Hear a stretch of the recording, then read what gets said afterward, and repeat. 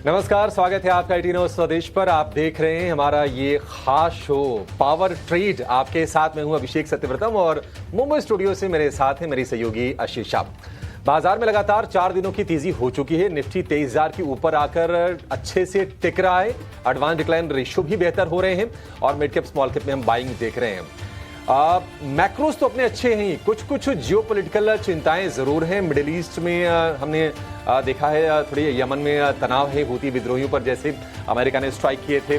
उधर रूस और यूक्रेन के बीच में युद्ध विराम को लेकर कयास लगाए जा रहे हैं कि वो कब होगा। अदरवाइज चीजें ठीक ठाक हैं। एफआईएस की बाइंग भी लौट आई है। 3,000 करोड़ रुपए के आसपास की बाइंग कल के सत्र में हुई है। ट्रंप के कुछ कमेंट्स आए हैं टैरिफ को लेकर, कितने परेशान करेंगे आगे समझने की कोशिश करेंगे। लेकिन ओवरऑल अगर आप आज हम कहें तो माहौल ठीक ठाक है। आईटी शेयरों के लिए एक चुनौतीपूर्ण दिन हो सकता है, क्योंकि अच्छे नतीजों, अच्छे गाइडेंस के बावजूद हम देख रहे हैं कि एक्सेंचर के शेयर में 7% से ज्यादा की गिरावट दिखी है। क्यों दिखी है, इस पर आगे विस्तार से चर्चा करेंगे और कोशिश करेंगे कि एक आईटी एनालिस्ट को साथ में जोड़कर आईटी शेयरों का पूरा जो मूड है उसको हम समझें। वो जरूरी इसलिए है क्योंकि ये डबलिन बेस्ड आयरलैंड की जो कंपनी है एक्सेंचर, दुनिया के सबसे आईटी सर्विसेज वाली कंपनी है। और भारतीय जो आईटी कंपनीज हैं इनका बिजनेस मॉडल ठीक एक्सेंचर की तरह ही है। तो क्या भारतीय आईटी कंपनीज के लिए चैलेंजेस बढ़ेंगे अमेरिका में, ये समझने की कोशिश करेंगे। अगले 2.5 घंटे आप हमारे साथ बने रहिए, कहीं जाना नहीं है। पक्की तैयारी आपकी करवाएंगे। इंडेक्स में, स्टॉक्स में एफआईएस के लेकर रणनीति बनाएंगे और खबरों वाले शेयर चुन के जहां पर आपके लिए मौके बनेंगे वो आपके सामने रखेंगे। लेकिन पहले 4 तस्वीरें जिनके जरिए आपको बता देते हैं कि आज का जो माहौल है ग्लोबल बाजारों का या फिर स्टॉक्स का, वो किस साइड पर है। तो दिन की ऊंचाई से डाउ जोन्स करीब 300 अंक फिसला है और अमेरिका में दरअसल स्टैगफ्लेशन की चिंता है। स्टैगफ्लेशन दरअसल इस स्थिति को कहते हैं जब ग्रोथ ना बढ़ रही हो लेकिन महंगाई बढ़ रही हो। तो ये एक थोड़ी आशंका है अमेरिकी बाजारों में। थोड़ी मंदी की आशंका जो थी, हमने हाल फिलहाल तेजी देखी है, लेकिन कल हमने ऊपरी स्तरों से बिकवाली देखी है। गिफ्ट निफ्टी 23,200 के आसपास कारोबार कर रहा है। अभी आपको हल्की सी गिरावट दिखेगी गिफ्ट निफ्टी में। एक्सेंचर 7% टूटा है। विप्रो, इन्फोसिस के जो एडीआर है वो 3% नीचे आकर कारोबार कर रहे हैं। आगे इस पर विस्तार से चर्चा करेंगे कि आखिर एक्सेंचर टूट क्यों गया अच्छे गाइडेंस के बावजूद भी। मणप्पुरम फाइनेंस में 4,385 करोड़ रुपए में 18% से ज्यादा बेन कैपिटल खरीदने वाली है। हम देख रहे हैं कि गोल्ड फाइनेंस वाली कंपनीज हैं हाल फिलहाल काफी अच्छे एक्शन में रही हैं, क्योंकि गोल्ड के प्राइसेस लगातार अप्रिशिएट हो रहे हैं। इंटरनेशनल मार्केट में हमने रिकॉर्ड ऊंचाई पर भाव देखे हैं और डोमेस्टिक मार्केट में भी 89,000 रुपए के ऊपर के भाव देखे हैं सोने के एमसीएक्स पर। डिफेंस शेयर लगातार तेज दौड़ लगा रहे हैं। कल 18 स्वदेश पर अगर आप जुड़े थे तो आपको पता चल गया होगा कि किस तरह की ऑर्डर बुक है, डिफेंस कंपनीज के लिए क्या ट्रिगर बन रहे हैं, कितनी तेजी हो चुकी है।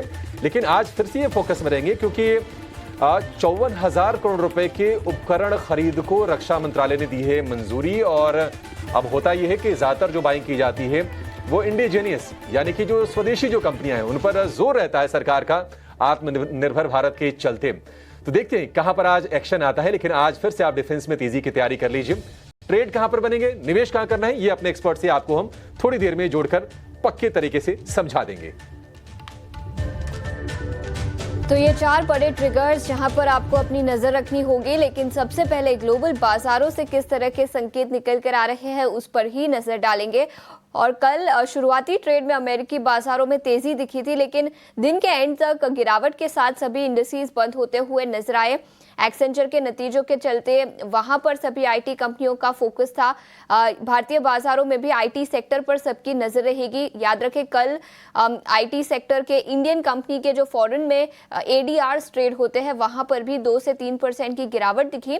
लेकिन इसके अलावा यूरोपियन बाजारों से संकेत भी कमजोर ही निकल कर आए। और गिफ्ट निफ्टी, याद रखें जब हमने 7.5 का शो किया हरे निशान में कारोबार कर रहा था, लेकिन अब हल्की सी गिरावट यहां पर भी दिखी है। अभिषेक, ग्लोबल बाजारों से किस तरह के संकेत हैं? ज्यादा कुछ घबराने की चिंता नहीं है, लेकिन फिर भी ठीक ठाक ही संकेत निकल कर आ रहे हैं।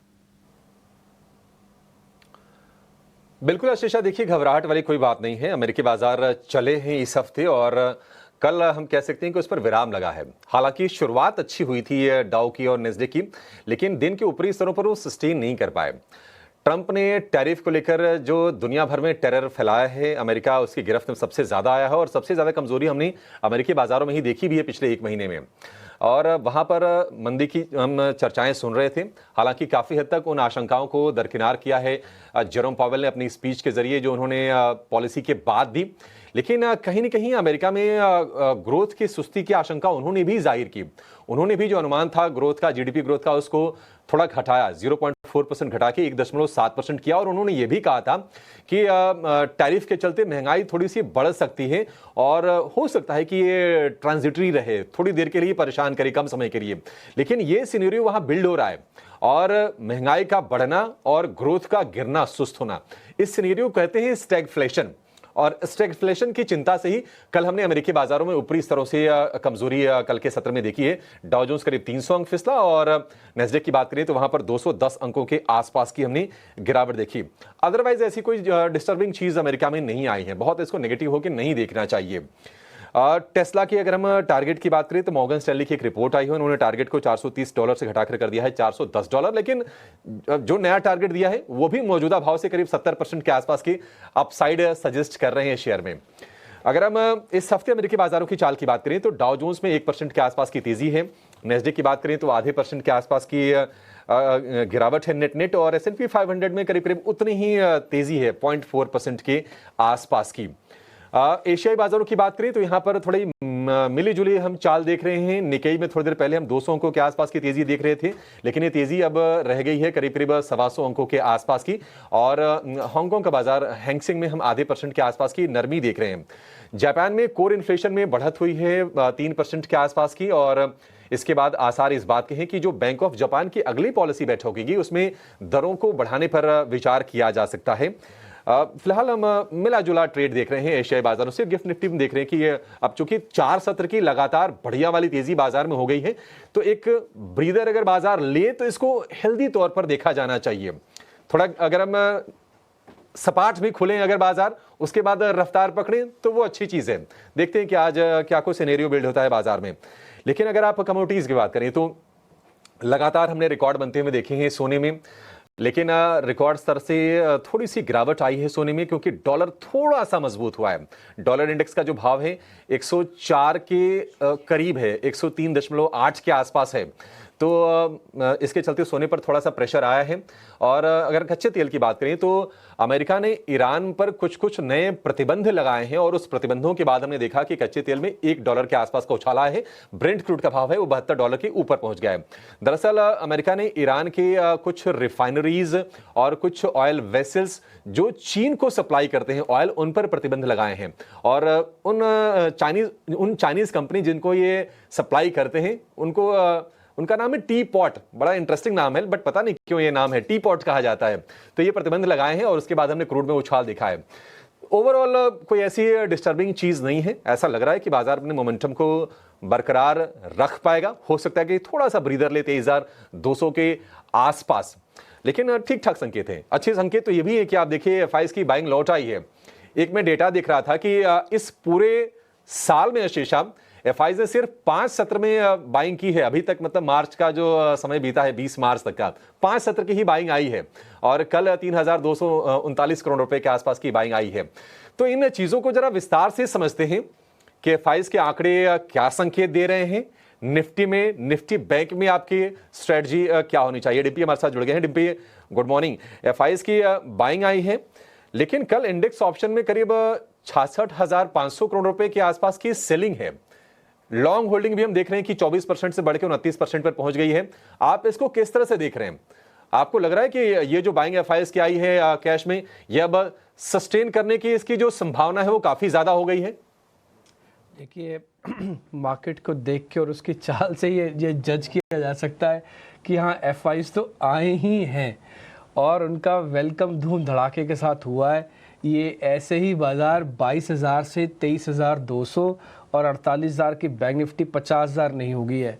कल आपको और मेरे को भी उम्मीद नहीं थी कि कल क्लोजिंग इस तरह की होगी कि 23,200 एक ही दिन में दिख जाए, बट वो दिख गया। 3 चीज़ें हमने आपके सामने हमेशा रखी थी कि पहले आपको एकोमुलेशन का स्टांस रखना है, दूसरा बाय राइट रखना है, third no aggression no depression रखना है। एकोमुलेशन का स्टांस हट गया था, वहाँ से ही बाजार चला। अभी आज मैं आपको ना सुबह सुन रहा था, आप भी कह रहे थे कि डोनाल्ड ट्रंप ने वापस से बोला है कि इंडिया के ऊपर हम रेसिप्रोकल टैक्सेस लगा रहे हैं क्योंकि इंडिया सबसे ज़्यादा हमारे पर टैक्सेस लगाता था। आपको पता है लास्ट टाइम भी जब डोनाल्ड ट्रंप ने ये बात बोली थी उस दिन मार्केट का बॉटम बन गया था, उसी दिन से बाजार चला था। और मैं आपको डेज तो मेरे को एग्जैक्टली डेट याद नहीं है, बट हाँ वो वाकया याद है जब इन्होंने यूएस कांग्रेस में ये बात बोली थी और उस समय डेमोक्रेट्स भी बैठे थे, रिपब्लिकन्स भी बैठे हुए थे। उस दिन के बाद से हमने फिर कभी पीछे मुड़ के नहीं देखा। वो 22,000 का लेवल था, आज हम 23,200 पे आके खड़े हुए हैं। तो एक पॉइंट तो ये है कि ये डोनाल्ड ट्रंप जो भी बोल रहे हैं और टैरिफ से अब हम इम्यून हो चुके हैं, है ना। अब आपको वैसा ही डर नहीं लगेगा, आप सुनेंगे, एक कान से सुनेंगे, दूसरे से शायद निकाल भी दें, अनटिल अनलेस जब तक कोई बड़ा मामला ना बन जाए, जब तक कोई ऐसा स्पेसिफिक चीज़ ना हो जो बाज़ार को पता ही ना हो, है ना। तो वो सारी चीज़ें तो मेरे को लग रहा है कि ऑलमोस्ट डिस्काउंटेड ही हैं। और जो 2 अप्रैल को लगने वाला टैक्स है, उसमें खैर अभी समय भी है थोड़ा, और मान लो लग भी जाता है, एग्जाम्पल के लिए लग भी आता है, तो क्या हम सबको नहीं पता? हम सबको पता है। उल्टा मेरे को तो आशंका है कि 2 तारीख से पहले पहले ये कहीं बोल ना दे कि ठीक है हम थोड़ा सा रिलैक्सेशन कर रहे हैं, भारतीय बाज़ारों में कोई ना कोई और खबर ना आ जाए पॉजिटिव। अब आते हैं आपके एफआईज के दूसरे वाले क्वेश्चंस पे कि क्या वो टिकेंगे कि नहीं टिकेंगे। देखिए, उनके टिकने की प्रोबेबिलिटी काफ़ी हाई है। मैं उसके पीछे की वजह बताता हूँ। एक लंबा कंसोलिडेशन और एक लंबे ठहराव के बाद एफआईज की होल्डिंग बढ़ना शुरू हुई है और पिछले 5 दिन से बढ़ी है। मैं आपको नंबर कहे तो नंबर भी याद दिलाता हूँ। पहले 15 हुई, फिर 18 हुई, फिर 20 हुई, फिर 24 हुई, फिर 26 हुई और कल 29 हुई। मेरे को तो एक एक नंबर याद है क्योंकि मेरे लिए बड़ी इंपॉर्टेंस रखता है और मैं उसको बहुत बारीकी से कवर भी करता हूँ। तो मैंने आपको एक एक नंबर भी याद दिलाया। तो 29% पे लॉन्ग हो गए हैं एफआईज। ठीक है, आप गौर से सुनते जाना, मैं जो एक एक बात आपके सामने पॉइंट बता रहा हूँ। डीआईज की होल्डिंग हो गई है 74% और वो सबसे बड़े कंटेंडर हैं इस समय 74%। उन्होंने एक धेला भी नहीं भेजा इस 2000 बैंक निफ्टी के मूव के अंदर और करीब 1200 निफ्टी के मूव के अंदर। जिसे कहते हैं एक धेला बेचना, वो भी बेचा नहीं है और उन्होंने सब कुछ होल्ड रखा हुआ है और बाकायदा 1-2% बढ़ाया ही है, घटाया नहीं है। तो हेरारकी में नंबर 1 हो गए डीआईज। सेकंड नंबर पे अभी भी रिटेल ही चल रहा है, बट मैं आपको बता देता हूँ रिटेल ने करीब 11% अपना माल बेच दिया। ये 71-72% के आसपास होल्ड रखते थे, अब इनकी पोजीशन सिस्टम में घटकर सिर्फ 60% हो गई हैं। देखो, जब भी एफआईज आएगा रिटेल जाएगा, एफआईज आएगा रिटेल नहीं जाएगा, तो फिर एफआईज लंबी पारी नहीं खेल पाएगा। ये मैं ऐसा नहीं है बोल रहा, अगर आप बैक टेस्टेड करना चाहें तो आप देख सकते हैं। एक्सट्रीम बुल रन के अंदर सबका पार्टिसिपेशन होगा, कंसोलिडेशन के अंदर डीआईज नंबर 1 होगा। जो लास्ट के सेशन में आप पिछले 20 दिनों से जो कंसोलिडेशन देख पा रहे हैं उसमें डीआईज का नंबर 1 है। एग्रेशन तब आएगा जब एफआईज के पास पैसा बढ़ेगा। अब 29% हो गया। एथिकली देखा जाए तो इसी महीने के अंदर ही वो 15 से 30% हुए हैं, यानी कि 5-6 दिनों में उनकी पोजीशंस बढ़ी हैं। अगर ये पोजीशंस बढ़ जाती है और घट भी जाती है, मान लो घट जाती है एक किस्म से, वैसे तो घटेंगी नहीं, मेरे को पूरा इस पे विश्वास भी है और थोड़ा हमको समझ में भी आ रहा है, वैसे तो घटेंगी नहीं। अगर मान लो घट भी जाती है थोड़ा बहुत, तो मेरे को नहीं लगता कि बहुत बड़ा कट आएगा। 2-5%, 3%, 4% ऊपर नीचे हो जाए तो हो जाए, इसमें कोई ज़्यादा मेरे को दिक्कत दिखती नहीं है। अब आते हैं सपोर्ट के लेवल पे, मैं आगे चल के अपने क्वेश्चंस पे दूंगा आपको। लेकिन मेरे को ना तो ग्लोबल मार्केट से कोई चिंता है इस समय, ना ही एफआईज की पोजीशनिंग से कोई प्रॉब्लम है अब, ना ही मेरे को डीआईज की पोजीशनिंग से प्रॉब्लम है अब, और ना ही मेरे को अब रिटेल की पोजीशनिंग से प्रॉब्लम है अब मार्केट अपने ड्यू कोर्स लेके थोड़ा थोड़ा अपने आप को ठीक करेगा। मैं एक लाइन के साथ इस क्वेश्चन के जवाब को ख़त्म कर दूंगा। जब तक हम 22,800 के नीचे अब नहीं जाते तब तक कोई दिक्कत नहीं है। ये मार्केट अब बाइंग ऑन डिप्स का बन चुका है। ठीक है, बाय ऑन डिप्स का ये मार्केट हो चुका है और कल हम तमाम एक्सपर्ट्स जब बातचीत कर भी रहे थे तो उनकी तरफ से भी यही नजरिया निकल के आया। देखिए, उत्साह चौतरफा है, उत्साह में कई बार अच्छे कमेंट्स भी आते हैं और ये बाजार का टेक्सचर और मैक्रोज दोनों अब अलाइन हो रहे हैं और उसमें कोई प्रॉब्लम दिख नहीं रही है। और ये चीज़ आप डिम्पी बता रहे हो और तमाम एक्सपर्ट्स भी हम जानने की रोज कोशिश कर भी रहे हैं। डिम्पी, फिर आज के लिए फिर क्या करें? आज गिफ्ट निफ्टी मतलब अभी थोड़ी देर पहले हरे निशान में था, थोड़ी सी नरम दिख रहा है। आज आईटी शेयर थोड़ा सा हो सकता है कि मूड बिगाड़े। करना क्या है आज बाजार में? क्या ये अगर गिरावट पर अगर मिले तो जो अभी दूर बाहर बैठे हैं वो पार्टिसिपेट करें बाजार में? चलिए, मैं आपसे एक क्वेश्चन के साथ शुरू करता हूँ। मैं आपको मिठाई में कौन सी चीज़ सबसे ज़्यादा पसंद है? अभिषेक जी आपको बताना मुश्किल है डिम्पल, लेकिन हाँ गुलाब जामुन थोड़ा सा फेवरेट है। मैं इसी को ही लेके चलता हूँ। चलो गुलाब जामुन है, आपकी बहुत क्रेविंग हो रही थी, आपने 2 महीने से गुलाब जामुन खाई नहीं, एकाएक आपको एक पार्टी में जाने का मौका मिला, आप घर पे भी गुलाब जामुन बने तो आपने गुलाब जामुन खाए। कितने दिन खाओगे आप? 1 दिन, 2 दिन, 3 दिन, 4 दिन, 5 दिन? 5 दिन से भारतीय बाजारों में ना शॉर्ट कवरिंग हो रही है, वो गुलाब जामुन खा रहे हैं, यानी कि शॉर्ट्स को हटा के तेजी हो रही है। एक लेवल पे छठे दिन तो आप करोगे बस करो भाग्यवान, और नहीं खाना है तो शुगर हो जाएगा। तो कुछ कुछ ऐसा ही मार्केट के अंदर भी होता है, आप एक तरफा कुछ भी करते नहीं हो और बहुत लंबे समय तक वो नहीं हो पाता, उसको हम कहते हैं अति हो जाना। तो अति नहीं हो जाती है। अब आप शॉर्ट कवरिंग का मैं बताता हूँ, पिछले 6 दिनों से शॉर्ट कवरिंग हो रही है। 6 दिनों से इतने शॉर्ट्स थे सिस्टम में कि 6 दिन से शॉर्ट कवरिंग होने पे 2000 पॉइंट बैंक निफ्टी को ऊपर आना पड़ गया। इस 2000 पॉइंट का मतलब समझते हैं, यानी कि 6000 पॉइंट अगर बैंक निफ्टी टूटी तो 2000 पॉइंट ऊपर आया। 30% तो सिर्फ शॉर्ट्स करने में ऊपर आ गया मार्केट। अभी तो उसने लॉन्ग किया नहीं है, अभी तो एफआईज की बहुत पोजिशनिंग बहुत स्ट्रांग बनी नहीं है, और अभी तो बहुत अच्छे से सब कुछ चला नहीं है। तो सिर्फ शॉर्ट कवरिंग से हम यहाँ तक आए हैं। और एक लाइन आप हमेशा याद रखिएगा, शॉर्ट कवरिंग शॉर्ट लिव्ड होती है। और ये बात हमने कल भी आपके सामने रखी थी, हमने परसों भी बात रखी थी कि 23,200 के आसपास आके निफ्टी का शॉर्ट कवरिंग खत्म हो जाएगा। बचा बाजार का बैंक निफ्टी का 49,800 आने पर उसका भी शॉर्ट कवरिंग खत्म हो जाएगा। तो कल 23,200 आपने अपनी स्क्रीन पे अपनी आंखों से देख लिया, उल्टा 49,050 की जगह हमने 50,000 के लेवल भी देख लिए। तो मेरी तरफ से कल ही शॉर्ट कवरिंग कंप्लीट थी, और मैंने कल भी क्लोजिंग के बेसिस पर आपको बताया था कि मेरी तरफ से शॉर्ट कवरिंग कंप्लीट हो चुकी है। अब बाजार को चलने के लिए लॉन्ग बनेगी। अगर जब भी अब आप शॉर्ट कवरिंग अपनी स्क्रीन पे देखो ना, तो आप डाउट करना उस पर। अब आपको लॉन्ग की जरूरत है। लॉन्ग कैसे बनेगा वो भी बताता हूँ, जब आपका ओपन इंटरेस्ट बढ़ेगा और प्राइस भी बढ़ेगा। अभी तक ओपन इंटरेस्ट घटता है और प्राइस बढ़ता है, इसका मतलब मंदी कट रही होती है। जब दोनों बढ़ेंगे, ओपन इंटरेस्ट यानी कि आप जानबूझ के खरीदारी करने के लिए आओगे, तब आपकी बात बनेगी, तब बाजार को अब अच्छा सपोर्ट भी मिलेगा और बढ़िया चलेगा। इस सारे प्रोसेस के पीछे बताने का मतलब ऐसा नहीं कि मैं आपको डरा रहा हूं कि अब खत्म शॉर्ट कवरिंग तो अब बाजार रुक जाएगा, ऐसा नहीं है। बाजार ने शॉर्ट कवरिंग से जो पाना था वो पा लिया। 22,800 दिखाना था दिखा दिया, 23,000 दिखाना था बॉस दिखा दिया, 23,200 एक ही दिन में दिखा दिया। तो मार्केट ने वो प्रूव करके दिखा दिया जो शॉर्ट कवरिंग से उससे उम्मीद थी, और मैं बोलूँगा उससे कहीं ज़्यादा प्रूव करके मार्केट ने दिखाया। लेकिन मार्केट की भी अपनी एक मर्यादा है, उसको चलने के लिए थोड़ी और अब मेहनत करनी पड़ेगी। और मैं बोलूँगा टिकने के लिए मेहनत नहीं करनी पड़ेगी, चलने के लिए मेहनत करनी पड़ेगी। तो मेरे वर्ड पे ध्यान दीजिएगा, मैं फिर से रिपीट करता हूँ, रुकने के लिए मार्केट को मेहनत नहीं करनी पड़ेगी, चलने के लिए मार्केट थोड़ी मेहनत करनी पड़ेगी। रुका तो है ही, अब वो रुक तो गया ही है, ठीक है। तो अब आपका स्टॉप लॉस क्या बनता है फिर निफ्टी का स्टॉप लॉस बनता है 22,800, वेरी इमीडिएट 23,000।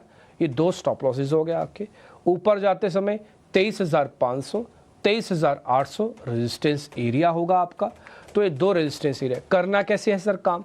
ऑप्शंस वालों को काम आज नहीं करना है। ऑप्शंस वालों का शांति से चुप करके छुट्टी मनाओ और घर चले जाओ। अगर आपको लग रहा है कि नहीं मैं तो सर बहुत स्मार्ट और प्रोफेशनल ऑप्शंस वाला हूं, तो फिर आप रहो, तो आपको आज अच्छे ट्रेड मिलेंगे। और आज राइटर्स को ट्रेड मिलेंगे, आज जो कॉल राइटिंग पुट राइटिंग करेगा ना उनको सौदे मिलेंगे, क्योंकि बाजार आज फंस के रहेगा। आज चर्निंग होगी मार्केट के अंदर। जो पिछले 6 दिन से शॉर्ट कवरिंग हुई है, शॉर्ट कवरिंग का ही फ्यूल खत्म हो गया है। अब लॉन्ग आने और शॉर्ट कवरिंग के जाने के संधि काल होगा, तो उसमें देखते हैं क्या होता है। तो आज पूरा दिन आप एक रेंज में निकालोगे। आप नीचे ज़्यादा जाओगे नहीं क्योंकि बहुत मेहनत करके आए हो, ऊपर ज़्यादा जा नहीं सकते क्योंकि पीछे का तो फ्यूल ही खत्म हो गया। अब नई ऊर्जा नई एनर्जी की रिक्वायरमेंट है, इसलिए 22,800 और 23,000 आपका सपोर्ट है, ये मैंने आपको बता दिया। इसलिए आज कुछ नया मत लेना, जो पुराना ले रखा उसी को संभालना। आज का दिन थोड़ा सा बोरिंग डे भी रह सकता है, मैं आपको आज ही क्लियर कर देता हूँ। हम पूरा बैक टेस्टेड करके बैठते हैं, तो मेरे हिसाब से आज का दिन थोड़ा एक बोरिंग डे रहेगा इंडेक्स के हिसाब से। तो ये रफ मैंने आपको स्ट्रेटजी पॉइंट्स, उसके पीछे की शॉर्ट कवरिंग, एक पॉइंट मेरे से मिस हो गया, मैं 30 सेकंड लेके उसको पूरा कर देता हूँ। 1 मिनट के लिए फ्यूचर वाली प्लेट दिखाओगे जहाँ पे ओपन इंटरेस्ट लिखा होता है, वहाँ पे प्रीमियम भी लिखा होता है। निफ्टी का प्रीमियम ऑलमोस्ट खत्म हो चुका है, ऑलमोस्ट 1 या 2 पॉइंट का प्रीमियम रह गया होगा। प्रीमियम क्या होती है कि आप ज़्यादा पैसे देते हो, इच्छा शक्ति अपनी शो करते हो। आप देखो वहाँ पे प्रीमियम क्या लिखा है, 0.35, 1 पॉइंट का प्रीमियम भी नहीं है। यानी कि आपको ज़्यादा पैसे नहीं देना चाहते। ये पहला सूचक होता है पकड़ने का कि आपकी इच्छा शक्ति कितनी है मार्केट के अंदर। इस शॉर्ट कवरिंग ने आपकी इच्छा शक्ति को कम कर दिया, ठीक है ना, बस और कुछ नहीं। इच्छा शक्ति समझ गए ना आप 6 दिन से रसगुल्ला खा रहे हो, गुलाब जामुन खा रहे हो, अब आपकी इच्छा नहीं होती गुलाब जामुन खाने की, यही इच्छा शक्ति है, ठीक है जी। अब आप और नहीं गुलाब जामुन खाना चाहते, अभी थोड़ा आप रुकना और थोड़ा डाइजेशन करना चाहते हो, उसके बाद फिर खाओगे। ऐसा नहीं कि नहीं खाओगे, फिर खाओगे, बट अभी थोड़ा पहले डाइजेस्ट करोगे। तो 6 दिन से खाओगे ना, तो कोई भी आदमी क्या आपको खुद से फील होगा, यार मैं 6 दिन से गुलाब जामुन खा रहा हूँ, कुछ ज़्यादा ही हो गया, ठीक है ना। तो बस यही पॉइंट है मेरे को पास कहने का, और मैंने एग्जाम्पल के जरिए आपके सामने पॉइंट रख दिया। बिल्कुल, काफ़ी अच्छे से समझाया डिम्पी आपने निफ्टी पर ये स्वीट्स का एग्जाम्पल देके। लेकिन इसके अलावा बैंक निफ्टी की बात करें तो यहाँ पर भी काफ़ी अच्छी तेज़ी इस हफ्ते अब तक दिखी है, और कल हमने क्लोजिंग शो में भी चर्चा की थी। करीब 2000 अंक चढ़ चुका है इस हफ्ते में। लास्ट फ्राइडे के क्लोजिंग से कल के मूव तक देखें तो 50,000 के पार निफ्टी बैंक निकलता हुआ। लेकिन अब क्या राय होगी और अब कौन से लेवल्स पर निफ्टी बैंक पर हमें नजर रखनी होगी डिम्पी? देखो, बैंक निफ्टी ने भी अपना काम पूरा कर रखा है। मैं फिर से रिपीट कर देता हूँ, आपको क्लास वर्क और होमवर्क के रूप में 2 काम करने होते हैं। आप क्लास वर्क करते हो बाजार के खुले मार्केट के अंदर, एक होमवर्क आपको मिलता है कि भैया ठीक है ये काम है, अब हमको अगले दिन ये काम करके जाना है। तो मार्केट ने अपना क्लास वर्क और होमवर्क कंप्लीट कर रखा है। अब या तो मैडम नया काम दे, यानी कि टीचर आपको नया काम दे तो आप नया काम करोगे। अब ये टीचर के ऊपर डिपेंड करता है कि आपको टफ काम देती है या फिर इजी काम देगी। देखो, जो आप काम करके आए हो ना, तो उस हिसाब से लग रहा है कि टीचर अब आपको टफ क्वेश्चन पेपर देने जा रही है। तो now the market is not easy to play.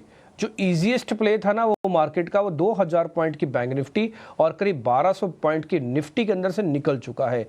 अब जो भी मार्केट के अंदर प्ले होगा वो थोड़ा सा इंटेलिजेंट, टफेस्ट और थोड़ी कैलकुलेशन बेस्ड होगा।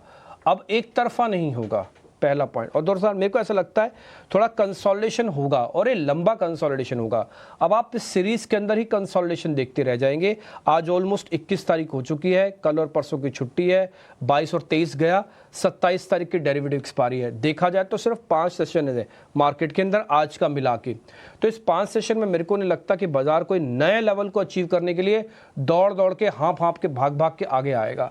बाजार ऑलरेडी काफ़ी अच्छे से चल के आया हुआ है, और वो थोड़ा रुकेगा, थांबा, यहाँ पे थोड़ा सांस भी लेगा, और उसके बाद फिर शायद एक नई मूवमेंट बनेगी। और इस बार की डेरिवेटिव एक्सपायरी में रोल ओवर्स के नंबर्स वगैरह भी बहुत इंपॉर्टेंट रोल प्ले करेंगे। अब आता हूँ मैं बैंक निफ्टी के नंबर्स पे और लेवल्स पे। 49,800 पे ही एथिकली शॉर्ट कवरिंग होना इसका पूरा हो रहा था, लेकिन ये 50,000 और 50,000 के कल ऊपर तक भी गया। तो 200 पॉइंट का इसने ऑलरेडी 250 पॉइंट का कुशन भी दे रखा है। तो 200-250 पॉइंट अगर बैंक निफ्टी हिल जाए तो कोई दिक्कत ही नहीं बॉस। 49,800 जब तक आप प्रोटेक्ट करके बैठे हो, इसके पास पूरे राइट है ऊपर और नीचे होने के, ठीक है, कोई प्रॉब्लम नहीं, कोई वांदा नहीं, कोई दिक्कत नहीं। अब आते हैं ऊपर जाने में। ऊपर जाने में मेरे को लग रहा है थोड़ा टफ कॉल होगी। 50,500, 50,800 मेरे लिए 2 नए टारगेट हैं। इसमें 2 शेयरों का मैं रोल और इम्पोर्टेंट बता देता हूँ। इसमें काफ़ी हद तक ICICI बैंक, एक प्राइवेट का और एक सरकारी का SBI का, इन दोनों को आप काफ़ी क्लोजली वॉच करना। इन दोनों में अगर काफ़ी अच्छी से पोजीशंस बनती है तो ये जल्दी जल्दी अपने स्टॉप लॉसेस को टेस्ट करने के लिए नहीं आएगा, बल्कि रेजिस्टेंस को टेस्ट करेगा, जो कि 50,500 का बनता है करीब करीब, ठीक।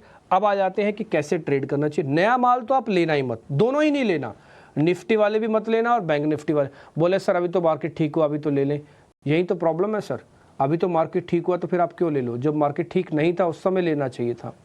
हाँ, बोले सर उस समय तो बहुत डर था, उस समय तो बहुत डिप्रेशन था, उस समय तो हमारे हाथ पांव फूल रहे थे, आप ही कह रहे थे कि जो पहले वाला माल ले रखा है उसको बचाओ। हाँ, तो मैंने अगर ये बात बोली तो उस माल को अब लंबा ले जाओ ना, नया माल भर के अपनी क्यों एवरेज को खराब करना चाहते हो? चलो ठीक है, आप नया माल लेना भी चाहते हो, फिर छोटे मोटे डिप की वेट करो। देखो टेक्सचर तो बदला है मार्केट का, इसमें कोई दो राय नहीं है, लेकिन आपके भाव ही आपकी कैलकुलेशंस में बहुत हद तक जिताएंगे आपको। महंगा ले लोगे ज़्यादा वेट करनी पड़ेगी, थोड़ा सस्ता लोगे जल्दी निकल जाओगे। जिनके पास 22,000 22,200 की पोजीशंस है ना, वो तो निकल भी चुके हैं बाहर, वो निकल भी गए होंगे बाहर 1000 पॉइंट निफ्टी लेके और करीब 2000 पॉइंट बैंक निफ्टी लेके, वो रुके भी नहीं होंगे। ठीक है, तो मैं बैंक निफ्टी के लेवल के साथ ही क्लोज कर देता हूँ, और वो है 49,800 तक, कोई दिक्कत नहीं। थोड़ा बहुत और नीचे आ जाए तब भी कोई दिक्कत नहीं, 49,700-600 तक भी चला जाए कोई प्रॉब्लम नहीं। मार्केट को आप 2000 पॉइंट में से 500 पॉइंट का स्विंग करने के लिए जगह दे सकते हो, लेकिन एक चीज़ समझ लेना, जो पिछला हफ्ता गया, यानी कि ये जो हफ्ता गया हफ्ता है, ये मार्केट के लिए one of the best weeks में से एक था, और ये हो सकता है साल के one of the best weeks में से एक भी हो, आगे चल के भविष्य में बने, क्योंकि इस हफ्ते के अंदर मार्केट ने वो चीज़ करके दिखाई है जिससे उससे उम्मीद भी थी और करना भी चाहिए था, और मार्केट ने उसको 10 गुना नहीं, उसको 100 गुना प्रूव करके दिखाया कि देखो अगर मेरे को ये सारा चीज़ें मिल जाएंगी तो मैं प्रूव करना भी जानता हूँ। तो ये पॉइंट आपके लिए था, और बस लेवल्स वगैरह मैंने बता दिए। निफ्टी का पुट कॉल रेशियो वगैरह ठीक है, ज़्यादा महंगा नहीं, पिछले 2 दिन से जब बाजार चला है बिना हीट होके चला है, इसलिए कोई दिक्कत नहीं। 5 शेयर F&O बैन में आपकी स्क्रीन पर आ जाएंगे, आप उसको नोटिस कर लीजिएगा। 23,000 की एक कॉल दिखा दीजिएगा, अगर आप दिखा पाएँ तो 23,000 की कॉल, वो कल उसके अंदर लॉन्ग पोजीशंस बनी है, इसलिए मेरा कॉन्फिडेंस काफ़ी हाई है, क्योंकि 23,000 और उसके नीचे की सभी कॉल्स में शॉर्ट कवरिंग हुई, और 23,000 की कॉल्स के बाद में खरीदारी होना शुरू हो रही है। ये वो 23,000 की कॉल है। कल ये 68% बढ़ी है, 27 मार्च की डेरिवेटिव एक्सपायरी है, और कल इसमें लॉन्ग बना है 22% का। ये मेरे को एक कॉन्फिडेंस दे रहा है ऑप्शन से देख के कि बाजार अब जल्दी जल्दी नीचे नहीं जाएगा, और बाइंग ऑन डिप्स का मार्केट कंप्लीट हो ही चुका है। वैशाली पारिक आज के हमारे मेहमान हैं, और उनसे हम समय लेते हैं, अपना समय हमको दे देती हैं, अपनी इंटेलिजेंस भी देती हैं, हमें बहुत अच्छा लगता है उनसे बातचीत करके, और अपने थॉट्स में काफ़ी क्लियर हैं। वैशाली मैम बहुत शुक्रिया, thank you very much again, आप हमारे लिए समय निकालते हैं, आपसे बातचीत करके अच्छा लगता है। एक बार ज़रा निफ्टी और बैंक निफ्टी के बारे में पहले आप ज़रा गाइड कर दीजिए। जो हमने बोला अगर आपने वो सुना है तो आप उसको करेक्ट भी कर सकते हैं अगर हम गलत डायरेक्शन में हैं तो, और आप वैल्यू एडिशन भी कर सकते हैं मैम। वेरी गुड मॉर्निंग आप सभी को। डिम्पी जी, आपने तो actually you read my mind. So देखिए, टेक्निकली जो हम we are on similar this 23,300 is the resistance. So यहाँ पे थोड़ा प्रॉफिट बुकिंग जरूर आ सकता है, but that does not mean कि ट्रेंड रिवर्सल हो रहा है। नियर टर्म अगर ये ट्रेंड को कंटिन्यू करना है तो 22,800 इज द प्रोमिनेंट सपोर्ट। सो दोबारा अगर एक न्यू राउंड ऑफ मोमेंटम शुरू होता है और 23,300 को क्रॉस करता है तो I think 23,500 23,700 can be the next target. अभी बैंक निफ्टी काफी आउट परफॉर्म कर चुका है, but having said that near term support है 49,800 का, और 50,500 का नेक्स्ट मूव आ सकता है टू परहैप्स इवन 51,000। सो ये व्यू है फिलहाल, तो वेट एंड वॉच करेंगे, बट फिलहाल एट दिस लेवल हम नई बाइंग स्ट्रेटेजी नहीं देंगे। हालांकि थोड़े जो जरूर होते हैं जो फेवरेबल रिस्क रिवॉर्ड है और जो फिलहाल चले नहीं है तो हम ज्यादा फोकस उन पे करेंगे, but we are continuing with the call that we have already given. ठीक है, तो टोन जो है ना वैशाली जी का बुलिश ही है।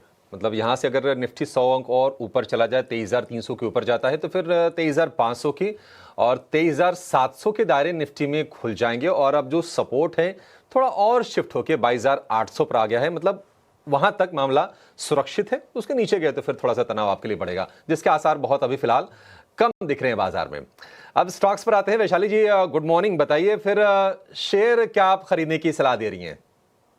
तो अभी मेरा फोकस ज्यादा ऑटो सेक्टर पे रहेगा, बिकॉज हमने देखा मेटल्स अच्छे से चल चुके, बैंकिंग स्टॉक्स अच्छे से चल चुके, ऑटो में अभी भी आई थिंक शुरुआत है। सो टू व्हीलर्स में देखिए जैसे कि हीरो मोटो और बजाज भी शुरू हो गया है, तो अभी मेरा ध्यान मारुति में जा रहा है। मारुति रिस्क रिवॉर्ड रेशियो भी काफी ठीक ठाक है। सो कल के क्लोज के हिसाब से मैं कहूंगी नियर टर्म सपोर्ट रहेगा 11,600।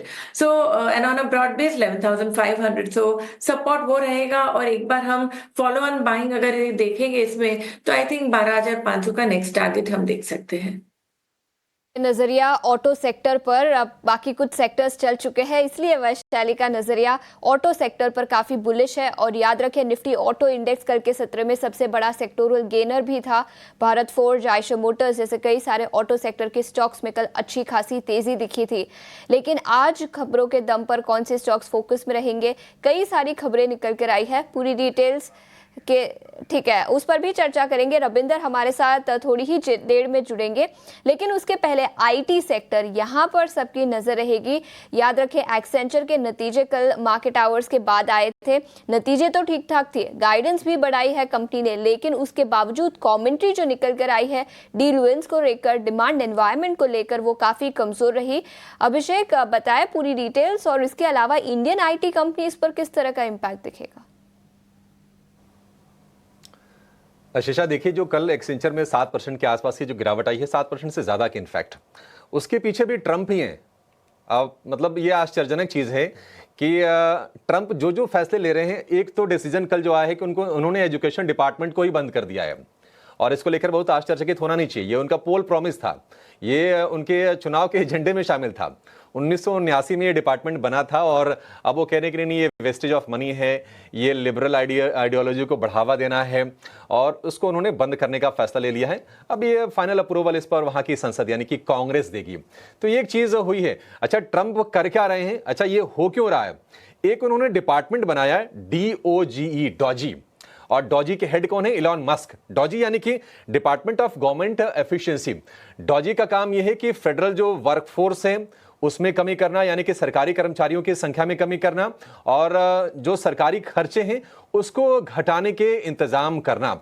और इसी के तहत हम देख रहे हैं कि ये सारी चीजें हो रही हैं। एजुकेशन पर जो खर्चा, एजुकेशन डिपार्टमेंट के जो खर्चे हैं उसको तो ऑलरेडी उन्होंने आधा कर दिया है और ये सारी चीजें कहीं ना कहीं IT सेक्टर को भी प्रभावित कर रही हैं और यही केंद्र में है जो हमने कल देखा एक्सेंचर के शेयर में 7.5% के आसपास से गिरावट। एक्सेंचर ने अपनी कमेंट्री में कहा है कि अमेरिका में नए कॉन्ट्रैक्ट कैंसिल हुए हैं और कुछ कॉन्ट्रैक्ट्स में देरी हो रही है और ये कमेंट्री बाजार में हमने देखा कि शेयर पर भारी पड़ी है। एक्सेंचर की हम चर्चा क्यों कर रहे हैं? क्योंकि एक्सेंचर का जो बिजनेस मॉडल है वो काफी हद तक भारतीय कंपनी से मेल खाता है। IT कंसल्टेंसी वाली ये दुनिया की सबसे बड़ी कंपनी है। आयरलैंड की डबलिन बेस्ड ये कंपनी है, लेकिन दुनिया की सबसे बड़ी कंपनी है ये IT सर्विसेज की है। जो आय उनकी आई है वो 8.3 बिलियन की आई है। Q2 में अनुमान था 8.54 बिलियन का, थोड़ा सा कम, ज्यादा उसको लेकर तनाव नहीं है। कुल आय जितनी उम्मीद थी उतनी ही आई है 16.62 बिलियन पर। लेकिन जो अमेरिका में जो खर्चों में कटौती हो रही है वो कंपनी को लगता है कि नहीं, उससे थोड़ी सी चिंताएं आगे बढ़ेंगी और अगर एक्सेंचर की बढ़ती हैं तो निश्चित तौर पर भारतीय कंपनीज जो कि अमेरिका पर काफी ज्यादा डिपेंडेंट है, 60% से ज्यादा के रेवेन्यूज आते हैं इन्फोसिस के, TCS के, विप्रो जैसी IT सर्विसेज वाली कंपनी के, तो आज निश्चित तौर पर ये फोकस में रहेंगी। कल एक रिकवरी वाला हमने सत्र देखा है, देखते हैं कि कितना डैमेज होता है। इन्फोसिस के और विप्रो के DR में हमने 2 से 3% के आसपास की गिरावट है। राहत की चीज बस ये है कि ऑलरेडी ये शेयर काफी ज्यादा पिटाई का शिकार हो चुके हैं। अगर आप निफ्टी के IT इंडेक्स को देखेंगे 46,000 के आसपास का इंडेक्स हो गया था, वहां से गिर के 36,000 के आसपास का इंडेक्स है, तकरीबन 21% के आसपास की गिरावट हाई से है, बेयर मार्केट में ऑलरेडी है। तो इस न्यूज को, एक्सेंचर की इस कमेंट्री को किस तरह से बाजार लेता है आज देखना होगा। थोड़ा सा दबाव पर आज शुरुआत हो सकती है यहां से। बिल्कुल, तो दबाव वैशाली जी ठीक है, वैशाली से एक कमेंट ले लेते हैं IT पर। वैशाली जी, कल हमने IT में थोड़ा सा रिकवरी देखा है, आज फिर से ये डैमेजिंग न्यूज है, आपका ओपिनियन क्या है? क्या करना चाहिए IT शेयरों में? IT सेक्टर एक्चुअली बाउंस देने की अटेम्प्ट तो कर ही रहा है। 36,000 इज द प्रोमिनेंट सपोर्ट, वो लेवल एक महत्वपूर्ण है।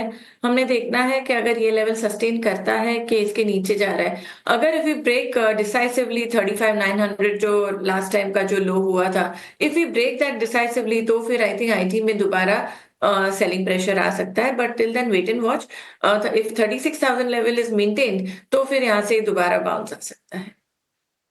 जरिया IT सेक्टर पर अगर 36,000 मेंटेन होता है तो और भी बढ़त यहां पर दिखेगी। IT एनालिस्ट से भी विस्तार में चर्चा करेंगे, लेकिन उसके पहले खबरों के दम पर कौन से स्टॉक्स फोकस में है ये बताने के लिए रविंदर हमारे साथ जुड़ चुके हैं। रविंदर, IT के अलावा बाकी क्या खबरें निकल कर आई है आज सुबह? Good morning. जी गुड मॉर्निंग आशीषा। तो सबसे पहले हम शुरुआत करेंगे मन्नापुरम फाइनेंस से, जहां पर बेन कैपिटल जो है मन्नापुरम फाइनेंस में 18% का स्टेक एक्वायर करने वाला है और जो कॉस्ट होगा इस एक्विजिशन का वो 4,385 करोड़ का होगा। और ये डील जो है वो ट्रिगर करेगा ओपन ऑफर के लिए एडिशनल 26% स्टेक के लिए एट 2236 पर शेयर के लिए, जिसके चलते आज मन्नापुरम फाइनेंस में भी जो है एक्शन देखने को मिल सकता है। अगला जो सेक्टर आज फोकस में रह सकता है डिफेंस स्टॉक्स, जहाँ पर डिफेंस मिनिस्ट्री ने जो है कैपिटल एक्विजिशन प्रपोजल जो है 54,000 करोड़ का उसको जो है अप्रूवल दे दिया है, जो बूस्ट करेगा डिफेंस कैपेबिलिटीज से, जिसके चलते डिफेंस स्टॉक्स में जो है आज कहीं ना कहीं एक्शन देखने को मिल सकता है।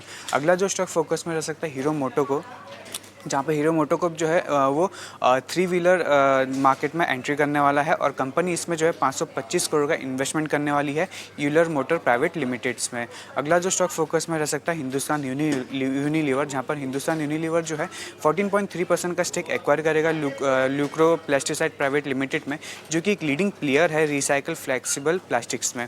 सीजी पावर भी आज फोकस में रह सकता है, जहाँ पर सीजी पावर ने जो है new range of air cooler launch किए हैं विद जेट चिल टेक्नोलॉजीज के साथ, जो कि इंश्योर करेगा faster cooling, optimise air flow और इम्प्रूव एफिशिएंसी। अगला जो स्टॉक फोकस में रह सकता है पीरामल फार्मा, जहाँ पर Piramal pharma critical care division और ब्रिको बायोफार्मा प्राइवेट लिमिटेड को जो है यूके एमएचआर से अप्रूवल मिला है उनके एक ड्रग के लिए, जो कि first paediatric strength dopamine solution है, जो कि चिल्ड्रंस, न्यूबॉर्न और इन्फेंटेंट के जो हाइपरटेंशन है उसके ट्रीटमेंट के लिए यूज़ होती है, जिसके चलते जो है आज इसमें जो है कहीं ना कहीं एक्शन देखने को मिल सकता है। अगला जो स्टॉक फोकस में रह सकता है हिंडाल्को, जहाँ पर हिंडाल्को जो है 45,000 करोड़ का जो है इन्वेस्टमेंट करने वाला है next generation high precious engineering products में। ग्लेनमार्क फार्मा भी आज फोकस में रह सकता है, जहाँ पर ग्लेनमार्क फार्मा को जो है यूएस एफडीए से अप्रूवल मिला है उनके एक ड्रग के लिए, जो कि जो है आई एलर्जीज़ के ट्रीटमेंट में यूज़ होती है और इस प्रोडक्ट का जो एनुअल सेल्स है वो अराउंड $50.7 मिलियन का है एज ऑफ मार्च 2025। इसी के साथ साथ आईटी कंपनीज भी फोकस में रह सकती है, जहाँ पर एक्सेंचर ने कल अपनी जो है Q2 फाइनेंशियल ईयर 25 के रिजल्ट अनाउंस किए थे और उसमें कंपनी का जो रेवेन्यू है वो $16.66 बिलियन पर देखा गया है, जिसमें 5% की ग्रोथ देखने को मिली है डॉलर टर्म्स में और 8.5% का जो है लोकल करेंसीज में ग्रोथ देखने को मिला है, जो कि स्लाइटली अबव एक्सपेक्टेशन था। और कंपनी ने जो लोअर एंड का जो रेवेन्यू गाइडेंस है जो उन्होंने पहले 4 से 7% का दिया था वो बढ़ाकर 5 से 7% का दिया है, लेकिन जो कंपनी की CEO है उन्होंने वार्न किया है कि जो एलन मस्क का जो एफर्ट है यूएस गवर्नमेंट का जो स्पेंडिंग कम करना, उसके चलते उसमें जो है रेवेन्यू में इफेक्ट देखने को मिल सकता है। और कंसल्टिंग ग्रुप ने ये भी हाईलाइट किया है कि जो ग्लोबल अनसर्टेनिटी है इसके चलते जो है कहीं ना कहीं इफेक्ट देखने को मिल सकता है, जिसके चलते आज इंडियन आईटी स्टॉक जो है वो फोकस में रह सकते हैं। आखिर में बात करेंगे इंडसइंड बैंक भी आज फोकस में रह सकता है, जहाँ पर बैंक का जो पिछले हफ्ते में जो न्यूज़ आई थी उनके जो डेरिवेटिव पोर्टफोलियो में डिस्क्रिपेंसी पाए गए हैं उसको कंपनी ने जो है एक इंडिपेंडेंट फर्म अपॉइंट किया है उसकी जाँच के लिए, जिसके चलते जो है इंडसइंड बैंक भी आज फोकस में रह सकता है। बिल्कुल, तो कई सारे स्टॉक्स जो खबरों के दम पर आज के सत्र में फोकस में रहेंगे। रविंदर, शुक्रिया पूरी डिटेल्स के साथ हमारे साथ जुड़ने के लिए।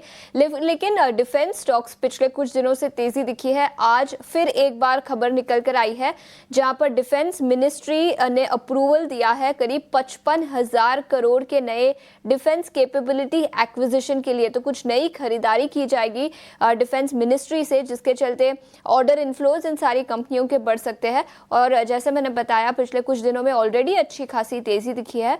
वैशाली, क्या राय होगी आपकी गार्डन रीच शिप बिल्डर्स, मझगांव डॉक? इनफैक्ट गार्डन रीच शिप बिल्डर्स इस हफ्ते ऑलरेडी करीब 12 से 13% चढ़ चुका है, उसके बाद अब क्या राय होगी इस स्टॉक पर?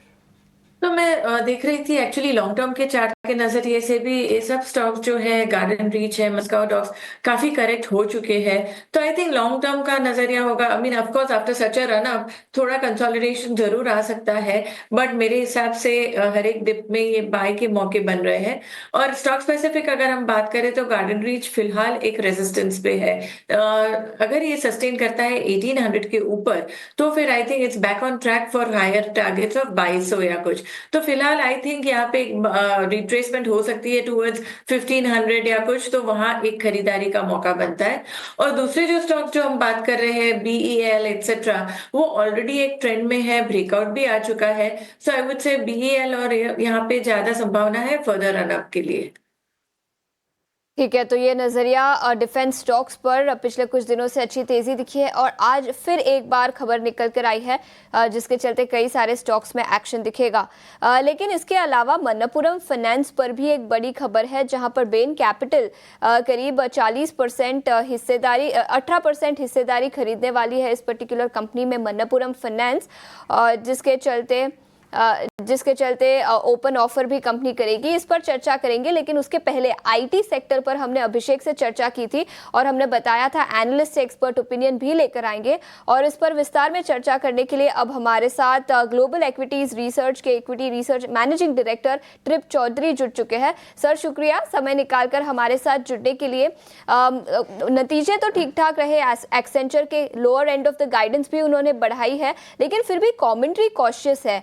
आपका क्या व्यू बनेगा इंडियन आईटी कंपनियों पर और उसके किस तरह के रिपरकशंस बैक होम इंडिया पर नजर आ सकते हैं? देखो, अगर आप देखेंगे ना तो एक्सेंचर के जो नंबर्स थे ना वो अच्छे नहीं थे। अगर आप देखो कि ग्रोथ एरिया क्या है, वो एआई है, एआई, और लेकिन इंडस्ट्री शिफ्ट हो रही है। प्रीवियसली इंडस्ट्री जो थी एआई के, वो खाली एनवीडिया पे बेस्ड थी, जिसमें सब कुछ एक्सपेंसिव था, हार्डवेयर एक्सपेंसिव था, सर्विसेज एक्सपेंसिव था, पावर कंजम्पशन एक्सपेंसिव था, आपके जीपीयूज एक्सपेंसिव थे, और आईटी बजट अब नीचे जा रहे हैं। अगर आईटी बजट नीचे जा रहे हैं, आपका इंफ्रास्ट्रक्चर कॉस्ट बहुत हाई है, आपके डील्स क्लोज होने वाले नहीं है, customers are going to pull back, तो आपके रेवेन्यूज ग्रोथ नहीं होगी। तो ये प्रॉब्लम है एक्सेंचर के साथ।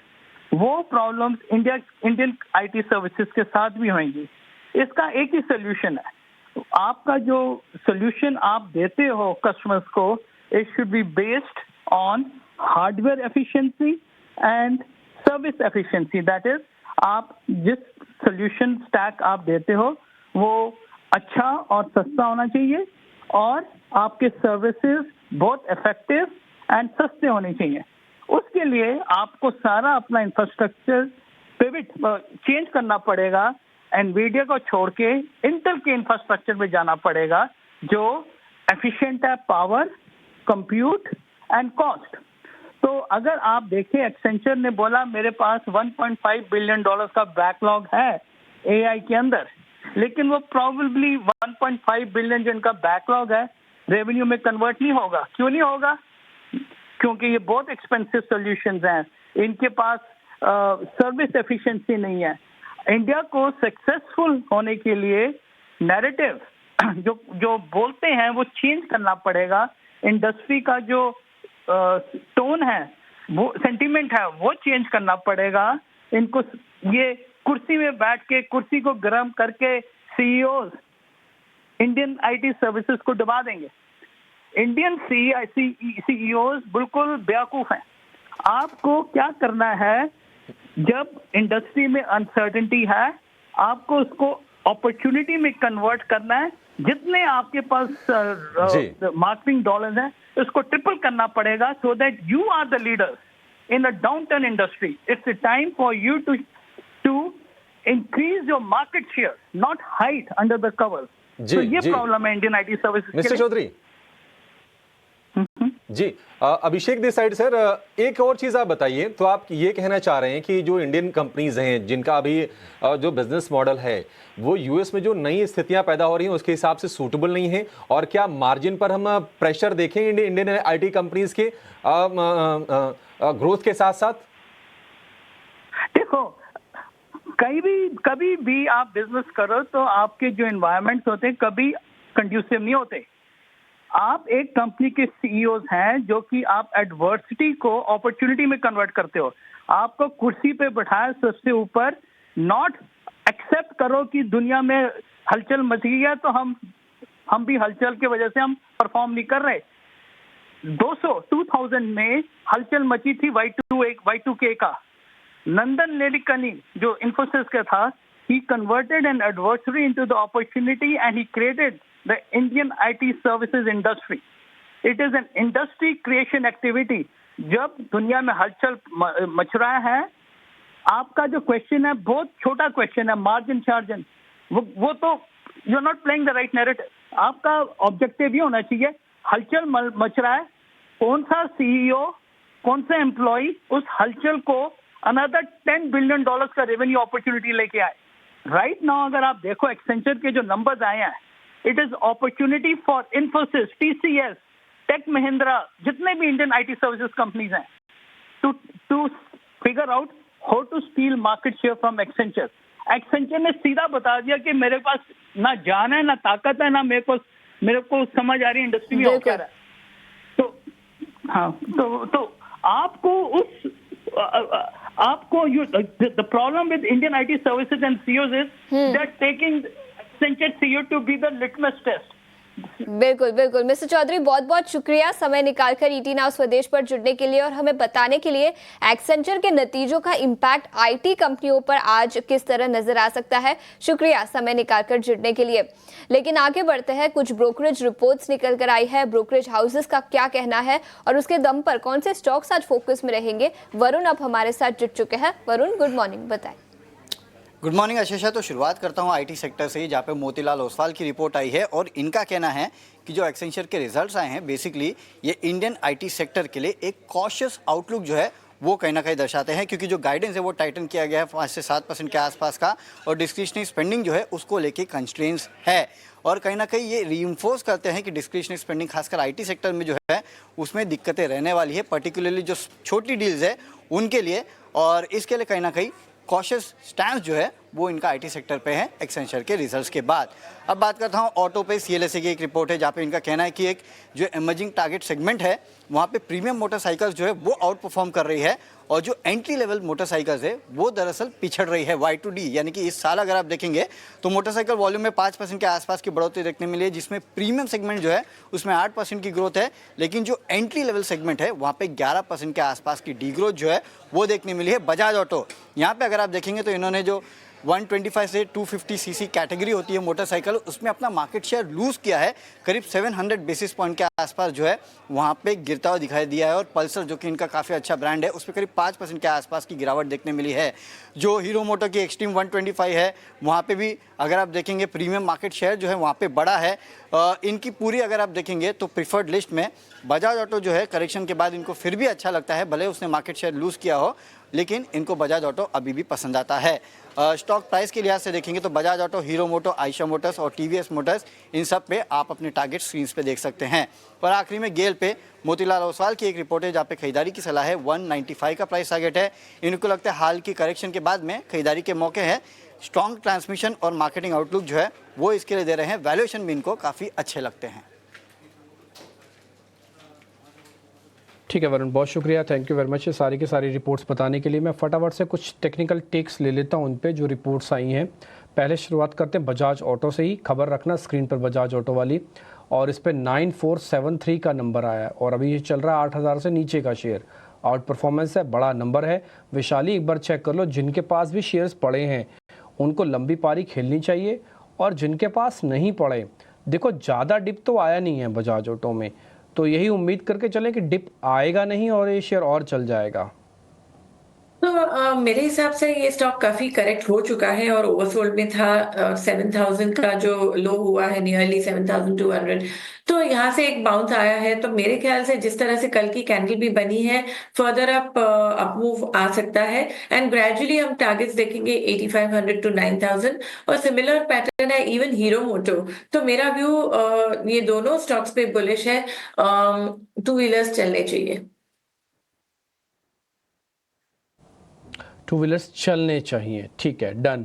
अभी हालांकि एक नया एंट्रेंट भी आ जाएगा कुछ एक दिनों में, उसकी भी लिस्टिंग हो जाएगी। हालांकि वो ई व्हीकल्स में ज़्यादा है तो डायरेक्ट कंपटीशन तो नहीं है, बट हाँ टू व्हीलर्स में इथर भी आ सकता है। मार्केट्स में जल्दी लिस्टिंग होने वाली है उसकी भी। अब एक काम और करते हैं, जरा गेल वाली खबर भी स्क्रीन पर लेके आना। गेल के रिगार्डिंग एक ब्रोकरेज रिपोर्ट्स हैं और विवेक कारवा भी मेरे साथ स्क्रीन पर दिख रहे हैं। विवेक सर नमस्ते। अब पिछले हफ्ते से अब बोलूँगा जब से बाज़ार चला है, एनर्जी स्टॉक्स के अंदर काफ़ी मूवमेंट आया है। उसमें भी अगर मैं डिवीजन कर दूं तो गैस के स्टॉक्स में काफ़ी अच्छा मूवमेंट आया है, MGL, IGL, गेल। सर इस पे आपका टेक क्या है? देखिए, गुड मॉर्निंग टिप्पी जी। ऐसा था ना कि कई बार जब बाजार एकदम ऑलमोस्ट बॉटम लेवल्स पे था तब बाइंग रिकमेंडेशन मैं भी दे रहा था और बोल रहा था कि बॉटम आउट यहाँ से होगा। और जब भी बाजार बॉटम आउट होता है तो जो सबसे ज्यादा पिटे हुए स्टॉक्स है और वैल्यूएशन ज्यादा कंफर्ट रहता है, वहां पे इन्वेस्टर्स की नजर सबसे पहले आती है। और जो गैस स्टॉक्स है और एनर्जी स्टॉक्स है, आप चाहे कोई भी आज पावर कंपनी ले लो या फिर गैस कंपनीज ले लो, आपको 8-7-8 पी से लेके 12-13 पी में आपको आज के दिन मिल रहा है। तो कंफर्ट लेवल डेफिनेटली ज्यादा है। और जो क्या बोलते हैं फोरसाइट है, आगे चल के क्या होने वाला है, विजिबिलिटी है, वो भी इन स्टॉक्स में ज्यादा है, क्योंकि जो कंजम्पशन है वो अभी भी लग रहा है कि बरकरार रहने वाला है। तो बाकी सेक्टर्स में हो सकता है कि आपका थोड़ा बहुत अप डाउन हो, आईटी कैसे जाएगा, कोई अप डाउन हो सकता है, या फिर फार्मा भी थोड़ा बहुत अप डाउन हो सकता है। लेकिन एनर्जी सेक्टर ऐसा है कि जहाँ पे आपको दिख रहा है कि कंजम्पशन यहाँ से और मल्टीफोल्ड बढ़ने वाला है, और आगे चल के मतलब एक तरीके से ये स्टॉक्स का डिमांड आपको देखने को आगे चल के भी मिलने वाला है। तो मुझे लगता है कि ये जितने भी स्टॉक्स है, आप अगर जीएसपीएल, एमटी, ये क्या बोलते हैं, महानगर गैस, या फिर पेट्रोनेट, गेल, ये सारे ले लो, आपको इतने लो वैल्यूएशन मिल रहे हैं कि यहाँ से डाउन साइड आपका मिनिमम लग रहा है, और अपसाइड हो सकता है कि आपको आराम से 15-20% मिल जाए। तो कंफर्ट लेवल्स पे है, इसके लिए आपको बाइंग भी दिख रहा है। पॉइंट टेकन है सर। विशाली, 2 शेयर मेरे को आपसे और पता करना है, जरा मेरे को ये चेक करना है इनमें अभी भी स्ट्रेंथ कितनी है। First is BSc. ये कल बिना वॉल्यूम के चला है और काफ़ी तेज पिटा हुआ शेयर भी है, लेकिन अभी रिकवरी मोड पे, और काफ़ी सारे लोग इस पर नज़र रखते हैं कि भाई हमको मिल जाए, हमारे पास भी रहे शेयर। एक बार जरा मेरे को इसकी ताकत, इसकी स्ट्रेंथ चेक कर दो, कितना और चल सकता है ये? तो में 45-50 का रेजिस्टेंस आ रहा है। सो अगर नई खरीदारी करनी है तो थोड़ा पुल बैक की वेट करिए अराउंड 4200 या कुछ। और अगर ये स्टॉक 45-50 के ऊपर क्रॉस करता है तो आई थिंक ये इन ऑल लाइकलीहुड 4800 to 5000 तक जा सकता है। 45-50 की वेट करो या तो फिर 42-50 की वेट करो। ये बीच के लेवल्स ठीक नहीं है अभी, जिस जगह पर ये अभी शेयर खड़ा हुआ है। तो जो भी नया आदमी बीएससी के अंदर पोजीशन बनाना चाहता है, या तो 45-50 पार हो जाने दो लक्ष्मण रेखा, या तो थोड़ा पुल बैक पीछे आ जाए, उसके बाद फिर प्लस करना। ये क्यों बोला जा रहा है? बोले सर आप आगे और पीछे क्यों करवा रहे हो? क्योंकि रिस्क रिवॉर्ड ठीक होगा, और कुछ भी नहीं। शेयर तो ठीक है, कंपनी ठीक है, सब कुछ ठीक है, भाव ठीक नहीं है। तो भाव की एंट्री का लेवल सिर्फ चेक करवाया मैंने। ऐसी एक और शेयर भी है, उसका नाम है KEI इंडस्ट्रीज़। कल जब अडानी की खबर आई तो शेयर बहुत पिटा और बहुत ज़ोर से पिटा। इसका एक बार जरा फ्यूचर वाली प्लेट भी दिखाना KEI की। अब ये F&O के शेयर्स भी हैं, हाँ, KEI की फ्यूचर्स वाली प्लेट भी दिखाना। परसेंटेज में तो गया, ओपन इंटरेस्ट में भी कल ज़ोर से पिटाई हुई इसकी। विशाली मैम, आपको ही चेक करना पड़ेगा एक्चुअली में। अच्छा, 1 मिनट के लिए रखना यही। अब आप देख रहे हो 19 लाख शेयरों में से कल 10 लाख शेयरों का ओपन इंटरेस्ट चेंज हुआ है। समझ गए ना आप कितना बड़ा ओपन इंटरेस्ट हो गया ये? 19 लाख शेयरों में से कल करीब 10 लाख शेयरों का कल में चेंज हुआ है। तो ह्यूज वॉल्यूम के साथ इसको तोड़ा है। मेरे को विशाली मैम यही पता करना है, और कितना टूटेगा ये? नॉर्मली एक्चुअली ऐसे जब फॉल आते हैं तो दूसरे दिन थोड़ा बाउंस तो जरूर आता है। तो मेरा व्यू रहेगा, अगर ये कल का लो के नीचे जाता है तो I think further on selling आ सकती है, and it can go towards 2500। ठीक है। 3 मेहमान आपको दिख रहे होंगे स्क्रीन पर। वैशाली पारेख जुड़ी हुई हमारे साथ, विवेक कारवा भी हैं, और आदित्य अग्रवाल को भी जोड़ने का समय हो गया है। आदित्य, बहुत शुक्रिया आपका समय देने के लिए। Good morning. चलिए आपके शेयरों से शुरुआत कर लेते हैं। आदित्य, बताइए आज क्या खरीदेंगे आप, कहां नजर है आपकी?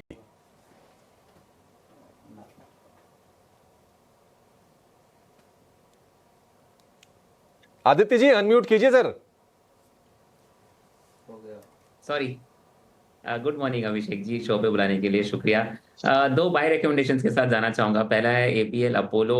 1600 के टारगेट के लिए खरीदारी करनी है, 1460 का स्टॉप लॉस लगाना है। स्टॉक ने एक अच्छा बेस बनाया है, वहां से एक फ्रेश ब्रेकआउट देखने मिल रहा है अच्छे वॉल्यूम्स पे, तो उसमें खरीदारी की सलाह रहेगी। दूसरा है SBI कार्ड। बहुत ही बेहतरीन चार्ट स्ट्रक्चर है इसका अभिषेक। एक अच्छे अपमूव के बाद कंसोलिडेशन हुआ और कल वापस वॉल्यूम्स पे इसमें एक फ्रेश ब्रेकआउट देखने मिल रहा है। तो SBI कार्ड पे भी एक खरीदारी की सलाह है।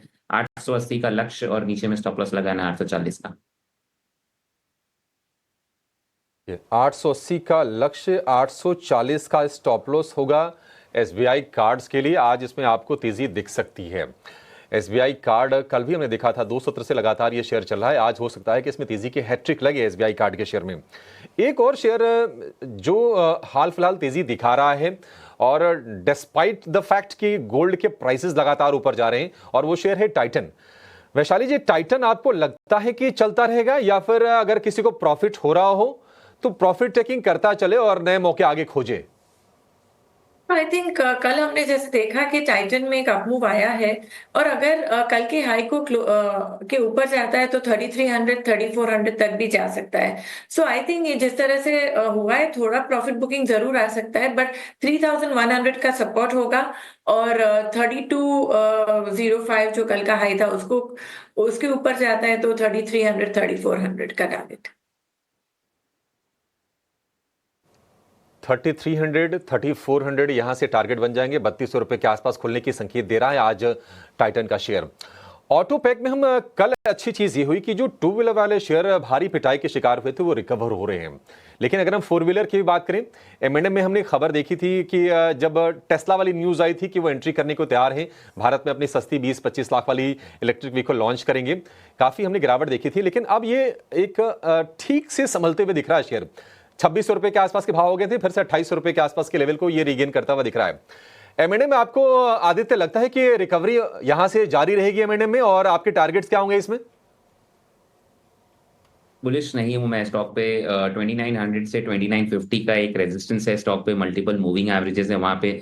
मुझे लग रहा है कहीं ना कहीं स्टॉक वो जोन पे आके अटकेगा, और वहां पे हो सकता है कि थोड़ी और कंसोलिडेशन या साइडवेज एक्शन हमें देखने मिले। M&M के अलावा मैं बोलूंगा कि काफी और विकल्प है फोर व्हीलर और टू व्हीलर स्पेस में, उस पर फोकस करें तो आपको बेटर अपमूव मिलेगा। जैसे कि टाटा मोटर्स मुझे लग रहा है अभी बहुत ही बेहतरीन रिस्क टू रिवॉर्ड इसमें बन के आ रहा है, तो आप टाटा मोटर्स देख सकते हैं करंट लेवल्स में। मुझे लग रहा है यहाँ पे 750 से 800 के लक्ष्य आपको देखने मिलेंगे अगर आप इसको होल्ड करेंगे तो। इसके अलावा मारुति देख लें, मुझे लग रहा है मारुति में भी आपको अच्छी खासी बढ़त देखने मिलेगी। तो M&M के अलावा मुझे लग रहा है टाटा मोटर्स एंड मारुति दो ऐसे स्टॉक है जिसमें मैं फोकस रखूंगा। थोड़ा अवॉइड करना चाहूंगा, अगर आपको ट्रेडिंग करना है तो 2900 का मैक्सिमम टारगेट लगाना चाहिए M&M पे। ठीक है, तो मारुति सुजुकी और इसके अलावा M&M पर ये राय आती हुई। ऑटो सेक्टर में याद रखें कल के सत्र में शानदार तेजी दिखी थी। निफ्टी ऑटो इंडेक्स सबसे बड़ा सेक्टोरल गेनर था और कई सारे स्टॉक्स जहां पर शानदार तेजी दिखी थी। लेकिन आगे बढ़ते हैं, इकोनॉमिक टाइम्स ET एक्सक्लूसिव, जहां पर market regulator SEBI options trading नियमों में बदलाव कर सकता है। सूत्रों के मुताबिक सेबी इंडेक्स ऑप्शंस में इंट्राडे ग्रॉस लिमिट बढ़ा सकता है। पूरी डिटेल्स जानते हैं, हमारे सहयोगी अंकुर मिश्रा अब हमारे साथ जुड़ चुके हैं। अंकुर, बताएं क्या एक्सक्लूसिव जानकारी आपको सूत्रों के हवालों से मिल रही है? जी हाँ, सूत्रों से मिली जानकारी को माने तो मार्केट रेगुलेटर से भी लगातार स्टेक होल्डर से मिल रहे हैं और कोशिश यही जारी है कि मार्केट में ईज कैसे हो, यानी कि जो पिछले कुछ नियम रहे हैं पिछले 2 साल 3 साल या 5 साल में, जहां पर मार्केट को परेशानी हो रही थी, स्टेक होल्डर्स को परेशानी हो रही थी, तो वो सारे स्टेक होल्डर से मुलाकात ज़रूर हुई है। हमें जानकारी मिली है कि एक्सचेंजेस के ऑफिशियल से मुलाकात हुई है, FPIs के जो रिप्रेजेंटेटिव्स हैं वो जाके मिले हैं, और साथ ही साथ AIFs के रिप्रेजेंटेटिव्स के साथ मुलाकात सेबी की हुई है। अब इसका असर क्या हुआ है?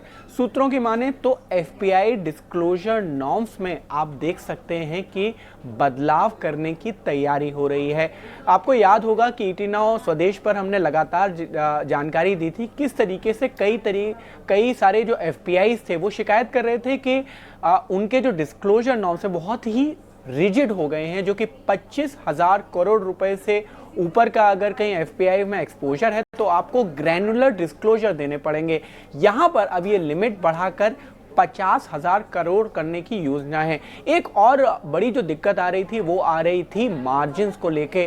सूत्र में बता रहे हैं कि ओवरऑल मार्जिन्स में तुरंत बदलाव होना तो थोड़ा मुश्किल है, लेकिन राहत कहाँ पे आ सकती है? राहत आ सकती है ऑप्शंस में। यहाँ पर सेबी ज़रूर विचार कर रहा है कि अगली जो बोर्ड बैठक होने वाली है वहाँ पर विचार किया जाए कि ऑप्शंस की जो मार्जिन है उसमें क्या रियायत दी जा सकती है।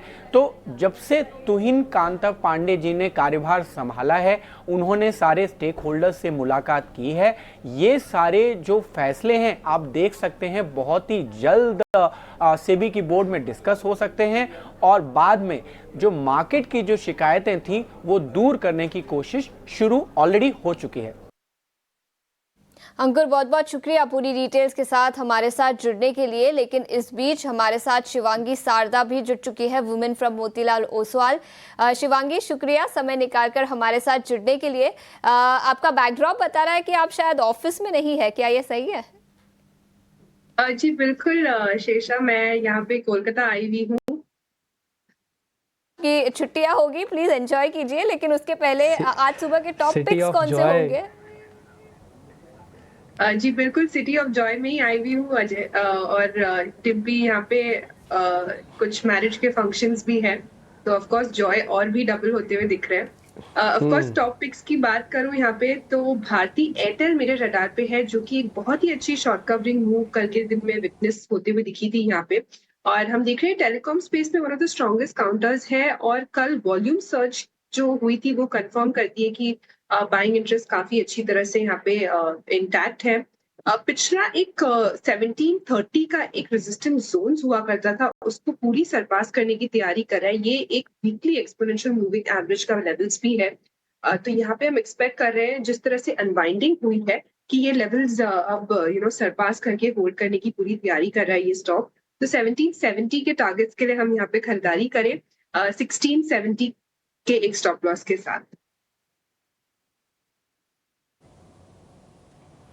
ठीक है, डन। शिवांगी, कोई और शेयर भी है क्या? कोई डिफेंस में, कोई आईटी में या कहीं और? जी मेरी नजर यहाँ हैवी वेट रिलायंस पे है। यहाँ पे हमने देखा है कि लगातार पिछले 3 दिनों से अच्छी पुल बैक मूव देखने को मिल रही है, और हम देख रहे हैं कि of course follow up buying यहाँ पे स्ट्रॉन्ग नजर आ रहा है। बट जिस तरह से यहाँ पे पुट कॉल रेशियो होल्ड करते हुए दिख रहा है, वो एक इंडिकेशन है कि बुल्स काफी कंफर्टेबल है। आईवीज भी काफी कूल ऑफ हुए हैं पिछले 2 दिनों में, तो यहाँ पे रिलायंस में मेरी नजर है। ऑफ कोर्स ये देखते हुए हम ये भी समझ रहे हैं कि इंडेक्स में भी काफी एक अच्छी स्ट्रेंथ बनी हुई है। तो यहाँ पे इमीडिएट बेसिस पे 1300 तक के लेवल्स यहाँ पे बनते हुए दिखेंगे, और 1260 के एक सपोर्ट के साथ। नहीं, ठीक है, बात आपकी बिल्कुल ठीक है। इनफैक्ट मेरा भी रिलायंस पे काफ़ी बुलिश हूँ मैं भी, और मेरे को भी लगता है, देखो हमने 1260 का कल बात की थी, और कल ना केवल 1260 आया, कल में करीब 1270 के लेवल भी हमने देख लिए, और आज ये 5 रुपये और गैप के साथ खोल रहा है, तो 1275 के लेवल है। मेरे को लग रहा है रिलायंस बाज़ार को ज़्यादा नीचे जाने भी नहीं देगा। ये बात सुबह भी हम आपके सामने चर्चा कर रहे थे कि भले गिफ्ट निफ्टी ऊपर नीचे जो भी करे सो करे, मार्केट के पास नीचे और ऊपर जाने की रीजंस ख़त्म हो रहे हैं अब, है ना। तो शायद आज पूरी तरह से साइडवेज रह सकता है मार्केट ऑल टुगेदर। एक काम और करते हैं, ये जरा एफएमसीजी वाले शेयर्स दिखाना स्क्रीन पर सारे के सारे, उन पर आज की ओपनिंग कैसी हो रही है। थोड़ा डिफेंसिव हो के मैं कुछ बाइंग करना चाहता हूँ, और आगे थोड़ा इन्फ्लेशन भी कम है, और मैं एक्सपेक्ट भी करता हूँ कि ब्याज दरें भी कम होंगी, और थोड़ा खर्चा इनके अपने कंपनीज मैनेज कर लेंगी। विवेक सर, ये एफएमसीजी कंपनीज पर आपका टेक क्या है? कोई एक शेयर? देखिए डिम्पी जी, मैं बहुत ज्यादा बुलिश नहीं रहूंगा एफएमसीजी पे पर्टिकुलरली। ठीक है, ये चर्चा हो रही है कि लोग खर्चा करेंगे वापस, लेकिन वैल्यूएशन वाइज मुझे लगता है कि ये स्टॉक्स अभी भी काफी चले हुए हैं, पहली चीज। दूसरी चीज, जो बजट में करीबन हर एक आदमी के हाथ में 1 लाख रुपया एक्स्ट्रा इस वित्तीय वर्ष से मिलेगा, मतलब 1 अप्रैल के बाद में, वो खर्चा जो बेसिक चीजें होती है घर में एफएमसीजी रिलेटेड, वो तो जितनी आती है उतनी ही आएगी, लेकिन जो नॉन डिस्क्रिशनरी स्पेंडिंग है वहां पे हो सकता है कि आपको ज्यादा खर्चा होते हुए या फिर स्पेंडिंग होते हुए दिखे। तो जो बचेगा हाथ में वो एक तो है कि सेविंग्स और इन्वेस्टमेंट्स में जाएगा एक पोर्शन, और एक पोर्शन जाएगा नॉन डिस्क्रिशनरी आइटम्स में। तो एफएमसीजी लास्ट चॉइस रहेगा। मुझे लगता है कि व्हाइट गुड्स या फिर उस टाइप का अगर आप सेक्टर देखो तो आपको बेटर रिटर्न यहाँ से आपको मिल सकता है। ठीक है, 3 से 3.5 मिनट के बाद बाजार खुल जाएगा। मैं आपको जरा लेवल्स वगैरह भी सब आपके सामने रख देता हूँ कि बाजार इस समय कहाँ पे फ्रीज हुआ है। एक बार जरा निफ्टी वगैरह के लेवल्स भी स्क्रीन पे लेके आना, हाँ, निफ्टी और बैंक निफ्टी बोथ, और फिर हम स्टॉक्स भी आपके सामने रखते हैं। जब तक निफ्टी बैंक निफ्टी आता है मैं स्टॉक्स आपको बताता हूँ आज जो मार्केट के अंदर थोड़े लीडर साबित हो सकते हैं, या फिर आज देखो आज ना बड़ा स्पेसिफिक मार्केट होगा, बाय द वे आज ध्यान रखिएगा। हाँ, ये 22 पॉइंट के नेगेटिव के साथ खोल रहे हैं हम। 23,000 पहला सपोर्ट होगा, और उसके बाद 22,800, 49,927 पर खोल रहे हैं, 135 पॉइंट नीचे 49,800 पहला सपोर्ट होगा, फिर 100 से 150 पॉइंट और नीचे सपोर्ट मिल जाएगा। आदित्य इस बात से बिल्कुल वाकिफ होंगे, और आदित्य भी इस चीज़ को समझ रही होंगी जो मैं बात अभी आपके सामने रख रहा हूँ। दूसरा, अब आते हैं टॉप गेनर्स पे। आज मार्केट का जो गैप हो रहा है वो गैप हो रहा है बजाज फाइनेंस और फिनसर्व दोनों के कॉम्बिनेशन के साथ। BEL हिंडाल्को, हीरो मोटोकॉर्प, इन सब में बढ़त करीब करीब 1% के आसपास की ओपनिंग के गैप की। क्योंकि अभी थोड़ा समय है 2 मिनट का, आदित्य से मेरी बातचीत ही नहीं हुई। आदित्य, हीरो मोटोकॉर्प आप खुलते प्लस कर लूँ क्या? एक बार आपकी रिकमेंडेशन चाहिए। गुड मॉर्निंग डिम्पी जी। बिल्कुल मुझे लग रहा है कि ये स्टॉक में एक तेजी बिल्कुल करनी चाहिए। इनफैक्ट हीरो मोटो, बजाज ऑटो दोनों ही स्टॉक मेरे रडार पे है। रिस्क रिवॉर्ड के लिहाज से मुझे बहुत ही बेहतरीन लग रहे हैं स्टॉक। तो 3680 3900 का एक जोन है, सॉरी 3680 3700 का एक जोन है। अगर उसके ऊपर स्टॉक सस्टेन कर जाता है ना डिम्पी जी थोड़े टाइम खुलने के बाद, तो मुझे लग रहा है डेफिनेटली इस पे लॉन्ग पोजीशन बनानी चाहिए। और ऊपर में लक्ष्य आपके 4000 तो पहले ही आते हुए दिख रहे हैं मुझे। नीचे में स्टॉप लॉस हमको लगाना रहेगा 3550 का। तो पोजीशन बनाए, बिल्कुल बनाए ओपनिंग पे ही। और अगर ये 3700 के ऊपर सस्टेन कर जाता है तो पोजीशन को और डबल अप करे, क्योंकि मुझे लग रहा है इसमें एक अच्छी शॉर्ट कवरिंग रैली देखने मिली है हमें। 4-5 दिन की तेज बढ़त के बाद ना आज अगर आपको लाल निशान दिख रहा है तो डरिएगा, घबराइएगा नहीं। ये सिर्फ चेक एंड बैलेंसेस के लिए लाल निशान है और कुछ भी नहीं है। बाजार ने जो अपना टेक्सचर ठीक किया है ना, वो काफ़ी बेहतर किया है। ना केवल कॉन्फिडेंस आया, कन्विक्शन आया, लेवल से स्ट्रांग हुआ है, ये सारी चीज़ें ठीक है। और कोई बड़ी बात नहीं, एक अपॉर्चुनिटी वाला काम भी कर जाए आपके लिए। इसलिए हीरो मोटोकॉर्प में अगर आज आदित्य आपको बाय की रिकमेंडेशन दे रही है तो बने रहने में मेरे को नहीं लगता कि किसी तरह की कोई प्रॉब्लम है। आज जहाँ पे वीकनेस है ना, सारी IT कंपनीज शुरुआत में आपको थोड़ा गैप के साथ खुल रही है, वो भी डाउन। मैं आपको कहोगे तो मैं आपको नाम तक बता देता हूँ उनके में। आज TCS दिखाओ जल्दी जल्दी स्क्रीन पर। TCS, इन्फोसिस, SCL टेक, विप्रो, टेक महिंद्रा, इन सब में 1 से 2% तक की गिरावट है, सब में, है ना। तो आज थोड़ा IT वाला फ्लेवर और रिलायंस का रोल ये बहुत इंपॉर्टेंट रहेगा, क्योंकि शिवांगी का भी मानना है कि आज रिलायंस पे आपको नज़र रखनी चाहिए। बट एनी हाउ अभी 40 सेकंड बाद मार्केट खुल जाएगा। आज मैं बताऊँ थोड़ा ना बोरिंग डे भी होगा, ट्रस्ट में। आदित्य भी इस चीज़ को समझते हैं और शिवांगी भी इस चीज़ को जानेंगी, क्योंकि वो भी टेक्निकल्स को और डेरिवेटिव्स को काफ़ी क्लोजली वॉच करते हैं। अब देखना आज थोड़ा ना सेशन बोरिंग रह सकता है। बाजार गिरेगा नहीं, क्योंकि उसके पास बहुत मेहनत करके यहाँ तक पहुँचने का पूरा मादा है, हिम्मत है, कॉन्फिडेंस है, राहत है, और ऊपर चलने के फोर्स की कमी है। जैसे मैंने आपको बताया, एक तो प्रीमियम्स खत्म हो चुके हैं सिस्टम में से, दूसरा ओपन इंटरेस्ट शॉर्ट कवरिंग की वजह से काफ़ी हल्के हो चुके हैं, और तीसरा रेजिस्टेंसेस हम फेस करेंगे शॉर्ट कवरिंग कंप्लीट होने के बाद। देखते हैं आज क्या होता है। थोड़ा साइडवेज रहेगा आज मार्केट, और आज थोड़ा बोरिंग रहेगा इंडेक्स। कम से कम आज देखिएगा आप 36 से 37 पॉइंट की गिरावट है, अभी 44 पॉइंट की गिरावट आ चुके हैं निफ्टी पर, और करीब बैंक निफ्टी 80 पॉइंट के आसपास की गिरावट के साथ ट्रेड कर रहा है। कहने का मेरी मतलब ये है कि आज जो ओपनिंग का झटका लगा वो लगा। इंडिया विक्स तो बढ़ने पर भी 13 के नीचे है। ये एक और बड़ी वजह बनेगा आज मार्केट का साइडवेज होने का या फिर बोरिंग ट्रेड होने का। मिड कैप और स्मॉल कैप में परसेंटेज में आज कोई बहुत बड़ी गिरावट नहीं है। इसकी वजह से आपको एडवांस डिक्लाइन की रेशो ओपनिंग में ठीक दिख रही है, 1200 वर्सेस 600 शेयर्स। अब आप देखो, जो मैं बात आपसे कह रहा था ना गिरेगा ना बढ़ेगा वाला मामला है। बैंक निफ्टी ने 100 पॉइंट का झटका मारा, अब आप देखो सिर्फ 10 पॉइंट या 20 पॉइंट ही गिरावट बाकी रह गई है बैंक निफ्टी में। तो गिरेगा भी नहीं और चलेगा भी नहीं। चलते समय मार्केट को फोर्स की रिक्वायरमेंट, शॉर्ट कवरिंग से नहीं चलेगा बॉस, वो तो खर्च हो गई है। 5 दिन से आप शॉर्ट्स पे कवर किए जा रहे हो, और कल प्रीमियम्स ने, निफ्टी के प्रीमियम्स ने शो कर दिया कि शॉर्ट कवरिंग नहीं चाहिए मेरे को। अब मेरे को लॉन्ग्स दिखाओ आप, तो पोजीशंस लॉन्ग हो, डेरिवेटिव्स पोजीशंस अच्छे बने तो काम बन जाएगा। मेरा अपना मानना है मार्च की सीरीज काफ़ी बेहतर जाएगी, और आप फील ही कर रहे हैं। जब से सेकेंड हाफ ऑफ द मार्च लगा है तब से क्या शानदार मूवमेंट मार्केट्स के अंदर रही है। ठीक है, इंडिया विक्स ऑलमोस्ट फ्लैट है, निफ्टी में सिर्फ 25 पॉइंट की गिरावट रह गई है। बैंक निफ्टी ने अपने 50,000 को वापस रीगेन कर लिया है, और रिलायंस इंडस्ट्रीज 12.75 हो चुका है, 5 रुपये ऊपर है। हमने 3 दिन पहले ही आपको जो 12.55 के आसपास था, 12.45 था, तब भी आपको नोटिस कराया था। और आज शिवांगी का कॉन्फिडेंस भी है और उनकी नज़र भी है रिलायंस पे। मैं भी खुद भी रिलायंस को आज देखूंगा। इसके अलावा HDFC बैंक आज बिल्कुल फ्लैट है, इसमें कुछ खास बड़ा मूवमेंट मिल नहीं रहा। मैं जरा टॉप गेनर और टॉप लूजर्स की लिस्ट भी जल्दी जल्दी आपके सामने रख देता हूँ, फिर हीट मैप वगैरह भी आपके स्क्रीन पर आ जाएंगे, आप उसको भी नोटिस कर लीजिएगा। जरा BDL दिखाइए स्क्रीन पर, करीब 5% ऊपर है। पूना वाला फिनकॉप, ये तो मैं आपको 4 दिन से बता रहा हूँ, और 4 दिन से नॉन स्टॉप चला पूना वाला फिनकॉप, और 3-3.5% है। कोई खबर वबर नहीं थी मेरे पास, टेक्निकल सेटअप काफ़ी स्ट्रॉन्ग था। ये डेरिवेटिव्स का पार्ट भी हो चुका है वैसे, बाय द वे मैं आपको बता दूं, हमने तो वहाँ से इसको पकड़ा। हमने 3-4 पैरामीटर्स लगा रखे हैं जहाँ से शेयर्स का सिलेक्शन हो जाता है। ये उन सभी पैरामीटर्स को फुलफिल कर रहा था, इसलिए हमने एक गेस्ट से भी पूछा, उन्होंने भी कहा ये चलेगा। ठीक, इसके अलावा बजाज फाइनेंस और यूनाइटेड स्पिरिट्स भी आज 2-2% की ओपनिंग गेन लेके बैठे हैं। बजाज फाइनेंस ने आज खुलते साल का नया हाई भी टेस्ट किया है।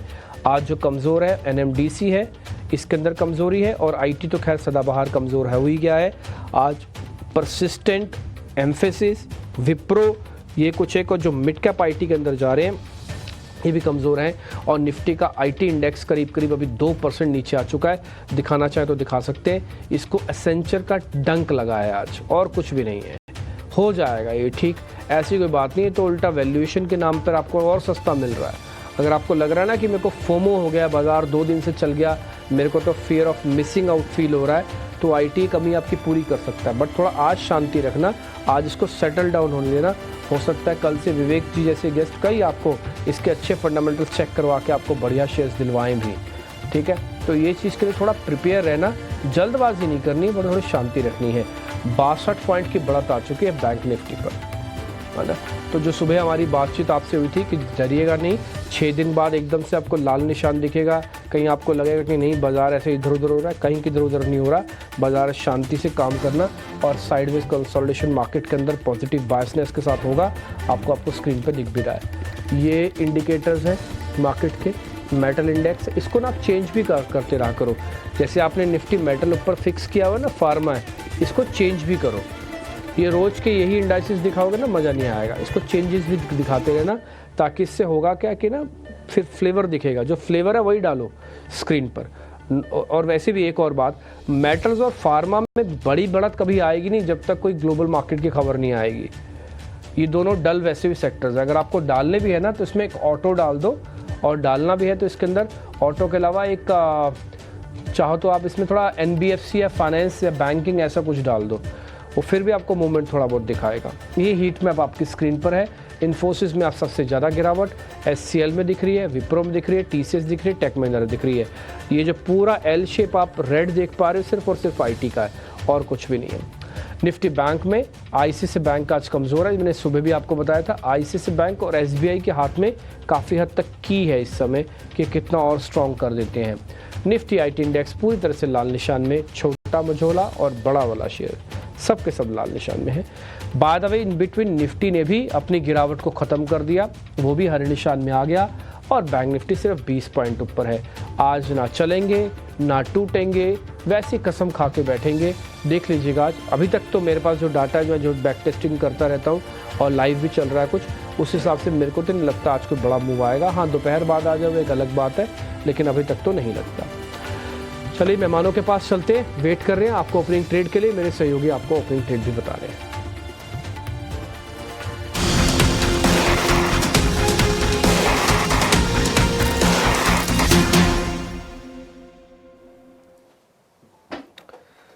तो जैसे कि उम्मीद थी, बाजार की एक दायरेबंद शुरुआत हुई है। निफ्टी कितना 5 अंक ऊपर है, निफ्टी बैंक भी 5 अंक ऊपर है। डल सा फिलहाल शुरुआत तो ऐसी दिख रही है, और हो सकता है कि पूरा दिन भी ऐसे ही बीते, क्योंकि 4 दिन तो चल चुके हैं। निफ्टी में तेज़ी 4 दिन की हो चुकी है, निफ्टी बैंक 5 दिन चल चुका है। कुछ फाइनेंशियल स्टॉक्स, कुछ कंजम्पशन वाले शेयर आज बाजार को सपोर्ट करेंगे, लेकिन आईटी की तरफ से ब्रेक लगा रहेगा। इन्फोसिस, विप्रो, एचसीएल टेक, टीसीएस, टेक महिंद्रा, ये 5 निफ्टी के टॉप लूजर सारे के सारे आईटी के हैं। हमारे एक्सपर्ट्स तैयार हैं आपको ओपनिंग के ट्रेड बताने के लिए। वैशाली पारेख, विवेक कारवा, आदित्य अग्रवाल हैं और शिवांगी शारदा हमारे साथ हैं। शुरुआत शिवांगी आपसे करना चाहेंगे, आप बताइए क्या ट्रेड लेंगी, अभी क्या सलाह होगी आपकी तरफ से? जी, मेरे रडार पे है HAL। यहाँ पे हम लगातार देख रहे हैं पिछले 5 दिनों से सपोर्ट बेस बाइंग काफी स्ट्रॉन्ग है। कोई भी छोटे डिक्लाइंस में हम देख रहे हैं खरीदारी कन्वर्ट होते हुए दिख रही है। पिछले 3 दिनों से वॉल्यूम्स भी काफी रिमार्केबल रहे हैं यहाँ पे। अगर लॉन्गर टाइम फ्रेम चार्ट अगर हम देखें वीकली या मंथली, यहाँ पे नेगेशन होते हुए दिखा है, जो कि एक इंडिकेशन है कि एक अच्छी पोटेंशियल अपसाइड यहाँ पे नजर आते हुए दिख रही है। तो रिस्क रिवॉर्ड काफी फेवरेबल है इन लेवल्स पे। तो मेरी नजर यहाँ पे है, एक अच्छा सेक्टर का भी टेलविंड मिलते हुए दिख रहा है। खरीदारी की सलाह रहेगी। नेक्स्ट जो टारगेट्स है अराउंड अबाउट 4000 तक के बनते हुए दिख रहे हैं, और स्टॉप लॉस जो है 3790 के लिए आप बनाए रखें। ठीक है, 4,000 रुपए तक के टारगेट, 3790 के स्टॉप लॉस एचएएल के लिए। आपको बता दें कि 90,000 करोड़ रुपए से ज्यादा की ऑर्डर बुक है एचएएल के पास, और डिफेंस का एक बढ़िया प्ले है, अच्छे से चला भी। अगर हम देखेंगे पिछले महीने भर में तो करीब 15% के आसपास के रिटर्न्स एचएएल ने कमा के दे दिए हैं। 4,000 रुपए की टारगेट शिवांगी की तरफ से एचएएल के शेयर में। आदित्य बताइए, आपने क्या स्पॉट किया है, क्या खरीदेंगे आप? अभिषेक जी, होटल स्टॉक्स में काफी अच्छी तेजी देखने मिल रही है। कुछ पिछले 2-3 ट्रेडिंग सेशन से हम देख रहे हैं कि होटल स्टॉक्स बहुत अच्छे परफॉर्म कर रहे हैं। आईटीसी होटल पे नजर है मेरी। स्टॉक एक अच्छा बेस फॉर्म करके 2 दिन अच्छा मूव किया, कल फ्लैट था, आज वापस से एक अप मूव देखने मिल रहा है हमें। तो मुझे लग रहा है आईटीसी होटल में फ्रेश लॉन्ग लेना चाहिए। 181 का स्टॉप लॉस लगा है नीचे, और ऊपर में टारगेट आएगा यहाँ पे आपका 195 से 200 के। सो 195 200 दो टारगेट्स आएंगे यहाँ पे आईटीसी होटल्स में। स्टॉप लॉस लगाना है 181 पे। और इसके अलावा अभिषेक, मैं मिड कैप आईटी स्टॉक्स पे भी थोड़ा फोकस रख रहा हूँ, क्योंकि आज ओपनिंग ट्रेड के बाद कहीं ना कहीं थोड़ा बेस फॉर्मेशन होके एक बाइंग देखने मिल रहा है। तो कोफोर्ज पे मेरी नजर रहेगी। कंडीशनल बाई है, अगर ये 75-20 के ऊपर सस्टेन करने लग जाता है स्टॉक, तो मेरे ख्याल से इसमें एक फ्रेश लॉन्ग लेना चाहिए। 75-20 जो कि आज का हाई है कोफोर्ज में, अगर उसके ऊपर निकलता है स्टॉक तो फिर फ्रेश लॉन्ग पोजीशन यहाँ पे बना सकते हैं आप। डेफिनेटली 7350 का स्टॉप लॉस लगा, और ऊपर में 8,000 का टारगेट आएगा यहाँ पे। सो मिड कैप आईटी मुझे लग रहा है कि may be the first turn around will be seen in mid cap IT stocks. तो कोफोर्ज पे नजर रहेगी मेरी। आदित्य, आपने स्टॉप लॉस क्या दिया कोफोर्ज के लिए? अभिषेक, इसमें स्टॉप लॉस हमको लगाना है 7360 का। ठीक है, 7,360 का स्टॉप लॉस लगाइए कोफोर्ज में, और आपको 7,520 के ऊपर इसको बाय करना। देखिए हमारे प्रोड्यूसर साहब ने बहुत ही फटाफट आपके लिए डाल दिए हैं सारे लेवल्स। 8,000 रुपए के टारगेट होंगे, और 7,360 रुपए के स्टॉप लॉस के साथ आपको कोफोर्ज को बाय करना है। एक और शेयर पर जरा व्यू लेते हैं शिवांगी से। इस बीच आप देखिए निफ्टी बैंक और निफ्टी दोनों 30-30 अंकों की हल्की सी गिरावट दिखा रहे हैं। अब चलेगा, ऐसे ही फिलहाल चलेगा, अच्छे से ऊपर आ गया है, 23,200 तक बाजार पहुंचा है फटाफट एक सरपट दौड़ लगा के। शिवांगी जी, जरा बीईएमएल के शेयर पर नजर डालिए। बीईएमएल आपको कैसा लग रहा है, क्योंकि हम देख रहे हैं कि 2400 के आसपास एक ठीक ठाक सपोर्ट लिया, फिर वहां से चलने की कोशिश है शेयर की। जी बिल्कुल, एक अच्छा बेस बना है यहाँ पे। 2350 के आसपास एक काफी स्ट्रॉन्ग बाइंग इंटरेस्ट नजर आते हुए दिखी थी। और अच्छी बात यह है कि वीकली बेसिस पे भी एक बॉटमिंग आउट स्ट्रक्चर होते हुए दिख रहा है, जिस हिसाब से फॉलो अप है यहाँ पे एक पेन पॉइंट खत्म होते हुए नजर आ रहा है, और एक अच्छी पोटेंशियल अपसाइड है। बट यहाँ एक ही दिक्कत है, मोमेंटम हल्का स्लो है।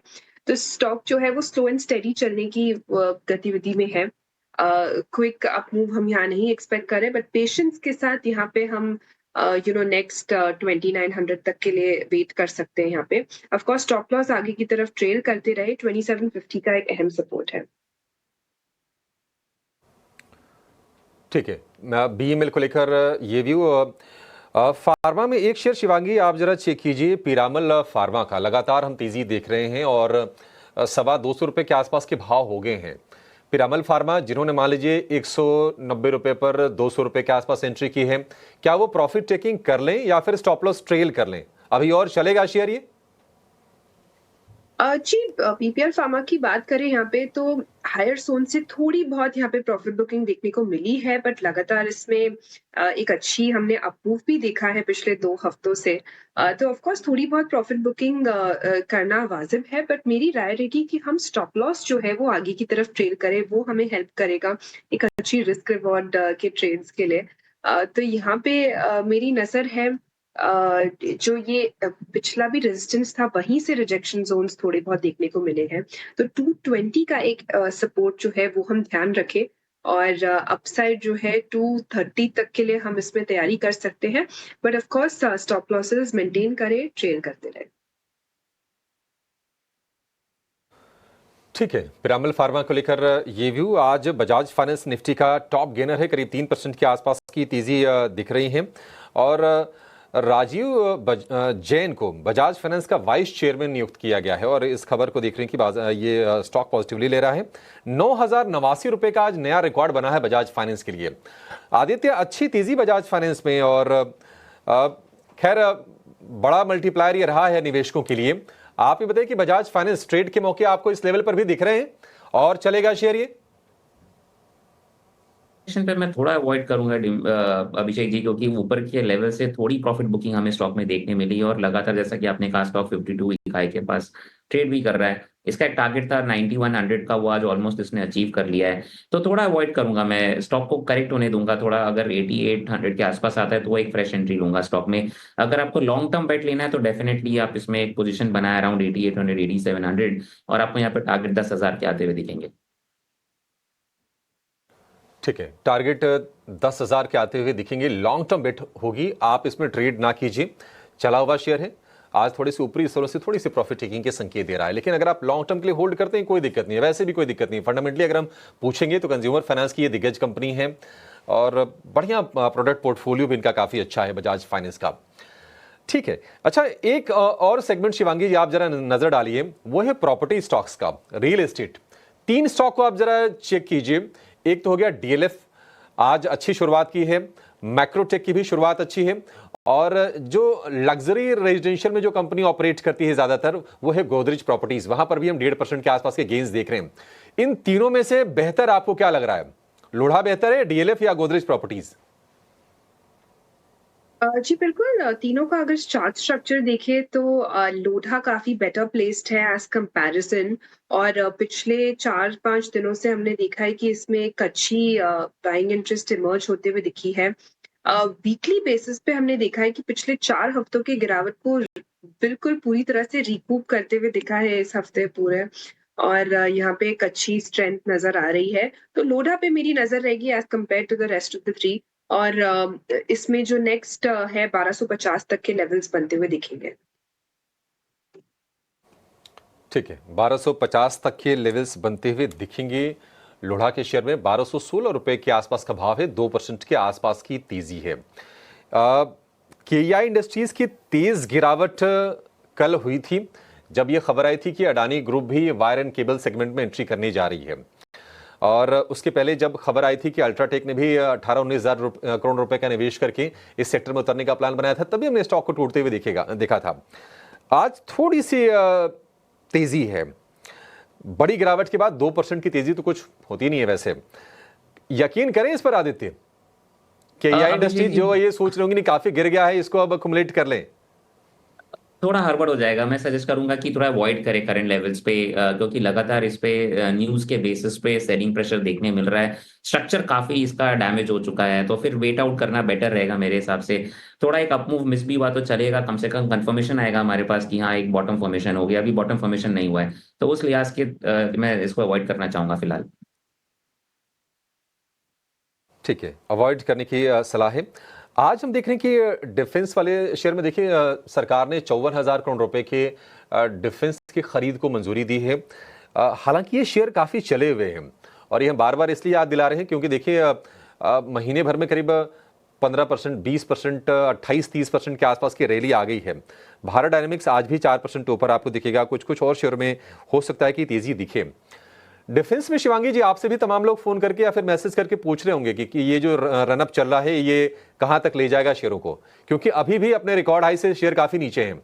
कोई शेयर जिस पर आपके खास नजर हो डिफेंस में, जहां पर बाइंग करनी चाहिए? जी बिल्कुल, मेरी नज़र जैसे कि मॉर्निंग ट्रेड में भी मैंने कहा कि इस क्षेत्र में कहीं ना कहीं HAL पे ही है नज़र। तो यहाँ पे हम देख रहे हैं कि लगातार कंसोलिडेशन के बाद ब्रेकआउट हुआ, और ब्रेकआउट के बाद अच्छी फॉलोअप देखने को मिल रही है लगातार पिछले 3 दिनों से। तो यहीं पे नज़र रहेगी HAL पे, और जिस तरह से हम देख रहे हैं कि हायर जोन्स पे टिकते हुए दिख रहा है ये स्टॉक, तो इमीडिएट बेसिस पे एक अच्छे अपस्विंग्स के लिए हम वो प्ले कर सकते हैं। तो बिल्कुल मेरी नज़र यहीं पे रहेगी, और इमीडिएट बेसिस पे 4000 तक के लेवल्स देखने को मिलेंगे 3790 के एक सपोर्ट के साथ।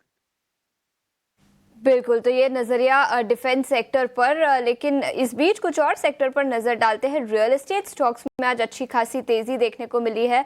इनफैक्ट इंडिविजुअल स्टॉक्स की बात करें तो प्रेस्टीज एस्टेट्स, फीनिक्स मिल्स जैसे सभी स्टॉक्स में अच्छा एक्शन, लेकिन इसके अलावा FMCG यहाँ पर ज़्यादा कुछ एक्शन आज नहीं दिखा है। लेकिन इंडिविजुअल स्टॉक्स अल्को बेवरेज इंडस्ट्री से जहाँ पर अच्छी खासी तेज़ी दिखी है, यूनाइटेड स्पिरिट्स 2.5% ऊपर कारोबार करता हुआ, रेडिको खैतान यूनिकॉर्न में भी आज अच्छी खासी तेजी है। आदित्य, क्या राय होगी स्पेशली यूनाइटेड स्पिरिट्स पर? निफ्टी एफएमसीजी इंडेक्स के टॉप गेनर्स में ये स्टॉक शामिल। शेषा डेफिनेटली एक अच्छा अप मूव हमें देखने मिल रहा है इसमें। अगर आपके पास पहले से लॉन्ग एडिशन था स्टॉक में तो बने रहे। 1450 से 1460 का इसमें टारगेट आएगा। फ्रेश एंट्री के लिए मैं अभी अवॉइड करना चाहूंगा स्टॉक को, क्योंकि एक रेजिस्टेंस है 1450 1460 के आसपास। नीचे की तरफ अगर आपको ये 1380 के आसपास मिलता है तो वो एक फ्रेश एडिशन करे। करंट लेवल्स पे आप अगर आपके पास ऑलरेडी है तो बने रहे टारगेट्स 1450 1460 के लिए। ठीक है, तो ये नजरिया यूनाइटेड स्पिरिट्स पर, लेकिन इस बीच एम्बर एंटरप्राइजेस पर नजर डालेंगे। याद रखें निफ्टी 500 इंडेक्स के टॉप लूजर्स में शामिल, और एसी की डिमांड बढ़ने के चलते पिछले कुछ दिनों में अच्छी खासी तेजी दिखी है। इनफैक्ट 5-6 दिनों का एक महीने के चार्ट देखेंगे तो 16% का अपमूव इस स्टॉक में दिखा है, लेकिन उस तेजी के बाद आज 4% की गिरावट के साथ कारोबार 7000 के नीचे ये स्टॉक कारोबार करता हुआ। एम्बर एंटरप्राइजेस, शिवांगी, इस स्टॉक पर आपकी क्या राय होगी? जी, इस स्टॉक की अगर हम बात करें यहाँ पे तो एक हमने देखा है कि एक अच्छी खासी पुल बैक मूव जरूर देखने को मिली है, बट हल्की प्रॉफिट बुकिंग भी आज देखने को मिल रही है। स्टॉक में हमने देखा है कि लगातार पिछले 2 हफ्तों से एक अच्छी अपमूव हमने देखे है। कहीं ना कहीं यहाँ पे थोड़ा कूल ऑफ हो रहा है या थोड़ी कंसोलिडेशन की हम एक्सपेक्टेशन कर रहे हैं, बट ऑफ कोर्स जब तक होल्ड करते हुए नजर आ रहा है ये 68-80 के लेवल्स, तब तक यहाँ पे पॉजिटिव है। ठीक है, तो ये नजरिया एम्बर एंटरप्राइजेस के पर 7000 के नीचे स्टॉक फिसलता हुआ, लेकिन हाल फिलहाल में स्टॉक ऑलरेडी काफी चढ़ चुका है। टेक्निकल नजरिया भी हमने आपके सामने रखा, लेकिन याद रखें पिछले कुछ दिनों में बाजार में भी अच्छी खासी तेजी दिखी है। निफ्टी में अच्छी खासी तेजी, बैंक निफ्टी 2000 पॉइंट चढ़ चुका है, और ऐसे में आज 12:27 पर हम आपके लिए एक खास शो लेकर आएंगे। रिकवरी के स्टॉक्स पर चर्चा करेंगे, और आगे जाते हुए कौन से वो स्टॉक्स होंगे जहां पर सबसे ज्यादा कमाई के मौके बनेंगे, उस पर भी नजर डालेंगे। अभिषेक, इसके अलावा और क्या कुछ खास होगा इस शो में?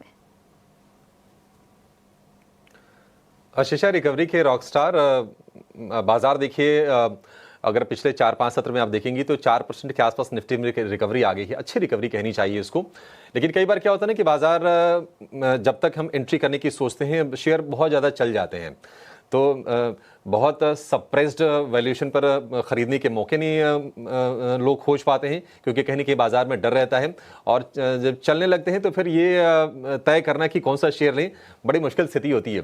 इसी को ध्यान में रखते हुए हम ये शो लेकर आ रहे हैं आज 12:30 बजे दोपहर में, कि कौन से शेयर हैं जो बाजार की अगर तेज़ी होती है तो अच्छे से परफॉर्म करके आपके पोर्टफोलियो को जगमग करने वाले हैं। बिल्कुल देखना मत भूलिए, हमारे कई सारे फंडामेंटल एक्सपर्ट जुड़ेंगे और उनकी रिसर्च से कई सारे हम शेयर चुन के लेकर आएंगे जहां पर ऑलरेडी अच्छी रिकवरी हो रही है और आगे और पोटेंशियल है उन शेयरों में आगे जाने की। तो बेहद स्पेशल ऑफरिंग है 12:30 बजे रिकवरी के रॉकस्टार। हमारा खास शो आज 12:30 बजे, तो देखना मत भूलिए। रिकवरी वाले स्टॉक्स और कहां पर कमाई के मौके बनेंगे उस पर हम नजर डालेंगे। लेकिन आगे बढ़ते हैं। एनएमडीसी माइनिंग कंपनियों में आज हल्की सी गिरावट दिखी है। जीएमडीसी तेजी के साथ कारोबार कर रहा है, लेकिन माइनिंग कंपनी एनएमडीसी में 2.5% से ज्यादा की गिरावट आज है। आदित्य, क्या राय होगी? 67 के आसपास एनएमडीसी, गिरावट के बाद क्या अब खरीदारी के मौके बनेंगे या वेट करना होगा? खरीदारी कर सकता है शेषा, मुझे लग रहा है कि कंसोलिडेशन चल रहा है इसमें। 65 का अच्छा सपोर्ट है, स्टॉक मेरे हिसाब से नहीं ब्रीच करना चाहिए वो 65 के सपोर्ट को। मौका मिल रहा है आपको आज एक फ्रेश एंट्री लेने का, तो 65 के सपोर्ट के साथ खरीदारी करें यहाँ पे, और आपको वापस से यहाँ पे टारगेट 70 से लेके 74 के आएंगे, तो डेफिनेटली मेरे हिसाब से इसमें एक फ्रेश एंट्री फ्रेश ट्रेड यहाँ पे ले सकते हैं। रिस्क टू रिवॉर्ड बहुत ही बेहतरीन मिल रहा है आपको करंट लेवल्स पे। रिवॉर्ड बेहतरीन, एनएमडीसी पर खरीदारी के मौके इन लेवल्स पर नजर आ सकते हैं। लेकिन माइनिंग कंपनियों के अलावा कुछ मेटल कंपनियों पर भी नजर डाल लेते हैं। एनएमडीसी के अलावा नैल्को और हिंदुस्तान जिंक, इन दोनों स्टॉक्स में भी दबाव आज के सत्र में। नैल्को 1.5% नीचे, हिंदुस्तान जिंक में भी 0.5% से ज्यादा की गिरावट है। शिवांगी, क्या राय होगी नैल्को और हिंदुस्तान जिंक, इन दोनों ही मेटल काउंटर्स पर? जी बिल्कुल, मेटल काउंटर्स की बात करें हम यहाँ पे तो एक अच्छे अपमूव के बाद एक कंसोलिडेटिव मूव हमने देखा है पिछले 2-3 हफ्तों में, और यहाँ पे कहीं ना कहीं हम देख रहे हैं कि स्टॉक जो है अपने बेस को होल्ड करते हुए दिख रहा है, बट कंसोलिडेटिव मूड पे है एकदम। तो यहाँ पे मेरी नजर रहेगी, थोड़ा हम वेट एंड वॉच कर सकते हैं। इनमें मेटल काउंटर्स में टेंडेंसी है कि मोमेंटम में ही ये चलते हैं, और जब इसमें मोमेंटम शिफ्ट होते हुए नजर आएगा तब हम इसको रडार पे रख सकते हैं। जरिया नाल्को और इसके अलावा कुछ मेटल स्टॉक्स पर भी हमने चर्चा की, लेकिन पीएसयू बैंकिंग इंडेक्स से बैंक ऑफ इंडिया पर सबकी नजर है। बैंक ऑफ इंडिया 1.5% की तेजी के साथ निफ्टी पीएसयू बैंकिंग इंडेक्स के टॉप गेनर्स में शामिल। आदित्य, क्या राय होगी बैंक ऑफ इंडिया स्टॉक पर, और इसके अलावा पीएसयू बैंकिंग इंडेक्स से और कोई स्टॉक जहां पर फ्रेश ट्रेड लिया जा सके? पहले हम इसकी बात कर रहे थे शेषा। डेफिनेटली मुझे लग रहा है इसमें एक अच्छा मूव बिल्डअप हो रहा है। 104 का एक रेजिस्टेंस है पड़ाव, अगर उसको निकाल देता है स्टॉक तो 110 के लेवल तक टेस्ट करेगा। करंट लेवल से भी खरीदारी कर सकते हैं, 104 के ऊपर और फ्रेश एडिशन करे 110 के लक्ष्य के लिए। नीचे स्टॉप लॉस हमको लगाना है 101 रुपए का, तो 101 रुपए के स्टॉप लॉस के साथ इसमें डेफिनेटली खरीदारी करनी चाहिए। दो स्टॉक इसके अलावा मेरे रडार पे पीएसयू स्पेस में से, पहला है SBIN, बहुत अंडर परफॉर्मेंस है शेषा, और large cap PSU stock bank है। मुझे लग रहा है यहाँ पे एक अच्छा खासा मूव हमें देखने मिलेगा। पोजिशनल ट्रेड इसमें बनाए, ना कि सिर्फ ट्रेड के लिहाज से इसमें खरीदारी करे। 780-800 लेवल तक हमें यहाँ पे ऊपर में देखने मिल सकते हैं। 720 का स्टॉप लॉस लगा है। और इसके अलावा कैनरा बैंक, मुझे लग रहा है वहाँ पे भी एक ट्रेडिंग अपॉर्चुनिटी डेफिनेटली आज बिल्डअप होते हुए नजर आ रही है। ऊपर में आपको 90 से लेके 92 रुपीज के टारगेट्स आते हुए बनेंगे। नीचे में स्टॉप लॉस हमको 85 रुपीज का लगाना है। केनरा बैंक के लिए 85 रुपीज का स्टॉप लॉस। बाजार में हम ठीक ठाक रिकवरी देख रहे हैं और निफ्टी है 23,250 के आसपास, 50 अंकों की तेजी फिलहाल आपको दिखेगी। और निफ्टी बैंक की बात करें तो 50 अंक को भी ऊपर दिखेगा। अच्छा, निफ्टी की तेजी क्यों आई है, एक बार फिर से जरा आईटी स्टॉक्स को लेकर आइए। मतलब हम सुबह कह भी रहे थे कि देखिए पिटे बहुत हैं, ये एक फैक्टर जरूर ध्यान में रखिएगा, वो एक आपके लिए कुशनिंग का काम करेगा और वही होता हुआ दिख रहा है। टीसीएस की जो गिरावट है बहुत मुश्किल 0.25% के आसपास की रह गई है। आप अगर विप्रो को देखेंगे 0.5% के आसपास की गिरावट है। इन्फोसिस एकमात्र आईटी में शेयर है जहां पर 1% की आपको नरमी दिखेगी। तो ये एक्सेंचर की जो खबर आई कि यूएस में स्पेंडिंग घट रही है, आगे देखते हैं कि इन कंपनीज की तरफ से अपडेट्स क्या आते हैं। क्या ये भी बता रही हैं कि नहीं उनकी रेवेन्यू पर असर पड़ रहा है, उनकी कमेंट्री काफी आगे क्रूशल होगी नतीजे जब आते हैं इनके तो। लेकिन अभी ऐसा कुछ खास असर में देखने को नहीं मिल रहा है और उसके चलते रिकवरी हम देख रहे हैं। आप देखिए कोफोर्ज आपको जब दिया था आदित्य ने तो ये शेयर लाल निशान में था और फिलहाल डे हाई पर आकर ये कारोबार कर रहा है। एम्फेसिस में भी 1.5% के आसपास की तेजी हो गई है और इसी के बदौलत हम देख रहे हैं कि निफ्टी की स्ट्रेंथ है। वैसे भी आज एडवांस डिक्लाइन का जो रेशियो है बेहद शानदार है, सिर्फ 400 शेयर कमजोर हैं और करीब 2000 शेयर आज मजबूती के साथ आपको कारोबार करते हुए दिखेंगे। और मिड कैप आईटी में लोअर लेवल से बढ़िया रिकवरी हम देख रहे हैं और सेंसेक्स की रिकवरी हो गई है करीब करीब 425 अंकों के आसपास की। आप एफएनओ में देखिए सिर्फ 26 शेयर कमजोर हैं और 250 शेयर तेजी के साथ कारोबार कर रहे हैं। और आज हम देख रहे हैं कि कंजम्पशन, फार्मा और सिलेक्टिव ऑटो बाजार को आज मजबूती प्रदान करने का काम कर रहे हैं। एक और एक्सपर्ट को जोड़ते हैं, उनसे कुछ और शेयरों पर चर्चा करेंगे। नरेश मेरानी हमारे साथ जुड़ गए हैं, बाजार के दिग्गज एक्सपर्ट। नरेश जी बहुत शुक्रिया आपका समय देने के लिए, गुड मॉर्निंग। आपके स्टॉक से शुरू कर लेते हैं, फिर अपने स्टॉक से आपसे पूछेंगे। सर बताइए। तो सबसे पहले बाय रहेगा एनएमडीसी पर, जो एक शॉर्ट टर्म ब्रेकआउट के पास था, थोड़ा सा डिपाया, अच्छा बाइंग अपॉर्चुनिटी है। स्टॉप लॉस होगा 66 का, टारगेट होगा 75 का पोजिशनली। दूसरा बाय रहेगा एचडीएफसी बैंक पर, जहां पे एक शॉर्ट टर्म रेंज ब्रेकआउट हुआ है 1750 1760 के ऊपर। स्टॉप लॉस होगा 1730, टारगेट होगा 1820 का। 30 का स्टॉप लॉस, 1820 का टारगेट। बढ़िया है, 1800 रुपए के लेवल को फिर से रीगेन करेगा, जबकि देखिए कमजोर है शेयर, उसके बावजूद भरोसा है नरेश जी को कि ये शेयर चलेगा। नरेश जी ये भरोसा क्यों है, आज तो कमजोर है शेयर, जरा बताएंगे दर्शकों को। हम देखें तो वन बाय वन जो भी बैंकिंग नेम्स है सबने ब्रेकआउट दिया है। एचडीएफसी बैंक अगर हम लास्ट 3 महीने का हाई देखें तो 1760 1770 का था, कल उसके ऊपर क्रॉस किया था। तो अभी का जो डिप बन रहा है वो बाइंग अपॉर्चुनिटी है। अगर हम लास्ट मंथ का हाई देखें तो 1745 1750 का था, और लॉन्गर टर्म भी देखें तो ये एक रेजिस्टेंस जोन रहा है। तो एक 1750 एक पिवट पॉइंट टाइप है। सो मेरा मानना ये है कि अगर इसके ऊपर सस्टेन करता है तो ये फिर से लीडरशिप ले सकता है बाकी बैंकों के तरह। इसमें बाउंस आने की संभावना है, यहां से आपके लिए अपॉर्चुनिटी बन रही है। और एचडीएफसी बैंक के साथ अगर एक और दिग्गज को देखेंगे तो रिलायंस फिलहाल डे हाई के आसपास से 0.25% के आसपास की तेजी हो गई है। 1278 रुपए का भाव आपको रिलायंस के शेयर में दिखेगा। लेकिन बहुत सारे ऐसे स्टॉक्स हैं स्मॉल कैप या फिर मिड कैप बास्केट में जहां पर बड़ी तेजी हो रही है। कुछ कुछ छोटी छोटी कंपनी से देखिए, हिंदुस्तान कंस्ट्रक्शन HCC में आपको अच्छी तेजी दिखेगी। सिग्नेचर ग्लोबल जो कि प्रॉपर्टी वाला स्टॉक है वहां पर भी अच्छी तेजी है। माइक्रो फाइनेंस की कंपनी है क्रेडिट एक्सिस ग्रामीण, यहाँ पर करीब करीब 6-7% के आसपास की तेजी है। रेलवे में रेल टेल ने अच्छी शुरुआत की है, 5% के आसपास का उछाल रेल टेल के शेयर में दिखेगा। इसके अलावा अगर हम बात करें तो गोल्ड वाले शेयरों में आज सेनको गोल्ड में हम तेजी देख रहे हैं, करीब 5% की तेजी सेनको गोल्ड के शेयर में है। और कुछ कुछ जो फाइनेंशियल स्टॉक्स हैं, फाइनेंशियल स्टॉक्स, फिनटेक स्टॉक्स, वहां पर भी आज हम मजबूती देख रहे हैं और मार्केट प्लेटफॉर्म वाली कंपनीज में भी आज एक्शन बरकरार है। शिवांगी जी, एक बार जरा बीएसई पर आप फिर से व्यू दीजिए। बीएसई ने अपनी तेजी को बरकरार रखा है, 4000 रुपए के आसपास तक गिर के आया था शेयर, ये 6000 रुपए से गिरते गिरते 4600 रुपए के ऊपर के भाव हो गए हैं। बीएसई में ये तेजी आपको लगता है कि टिकेगी या फिर मुनाफा वसूली करते रहे इसमें? जी बिल्कुल, बीएसई से बहुत ही अच्छी स्ट्रॉन्ग पुल बैक मूव हमने देखी है पिछले 4-5 दिनों से। एक अच्छी बाइंग इमर्ज होते हुए दिखी है लोअर लेवल से, तो क्रूज होने के बाद भी हमने देखा है कि स्टॉक जो है काफी अब रेजिलेंट नजर आ रहा है। लॉन्ग टर्म स्टोरीज का काफी पॉजिटिव है, तो पोर्टफोलियो में तो मस्ट हैव स्टॉक है। बट ओवरऑल अगर ट्रेडिंग के लिहाज से भी बात करें तो यहाँ पे एक अच्छी शॉर्ट कवरिंग मूव को हम प्ले आउट कर सकते हैं नेक्स्ट 4800 तक के लेवल्स के लिए। ठीक है, 4800 तक के लेवल्स के लिए इसमें दायरे खुल जाएंगे। बीएसई के शेयर में खरीदारी करने की सलाह है शिवांगी जी की तरफ से। गोल्ड फाइनेंसिंग वाली कंपनीज में अच्छा एक्शन है और स्पेशली अगर हम मणप्पुरम फाइनेंस की बात करें तो इसने लगाया है तेजी का सिक्सर। 200 रुपए से एक झटके में शेयर पहुंचा है 225 रुपए पर।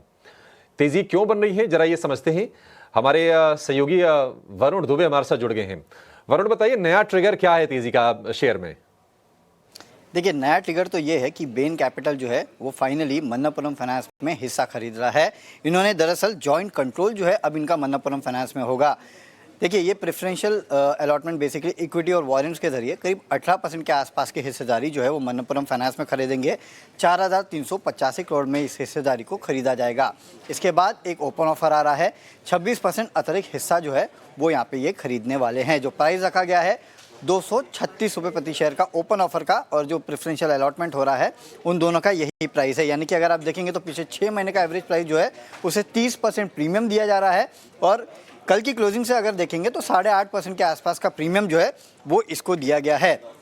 इस पूरी डील के बाद बेन कैपिटल की जो हिस्सेदारी है इस कंपनी में 18% से 41.7% के आसपास रहेगी, और प्रमोटर की हिस्सेदारी जो फिलहाल 35.3% है वो घट के 28.3% जो है वो आ जाएगी। बेन कैपिटल का जो बोर्ड में, ये नो डाउट प्रमोटर होंगे तो बोर्ड में भी होंगे, तो इनकी हिस्सेदारी जो है 2 नॉमिनी डायरेक्टर जो है वो इनके तरफ से रहने वाले हैं बोर्ड में Q2 Q3 अगले साल के, तब तक ये ट्रांजैक्शन जो है वो ख़त्म हो जाएगा।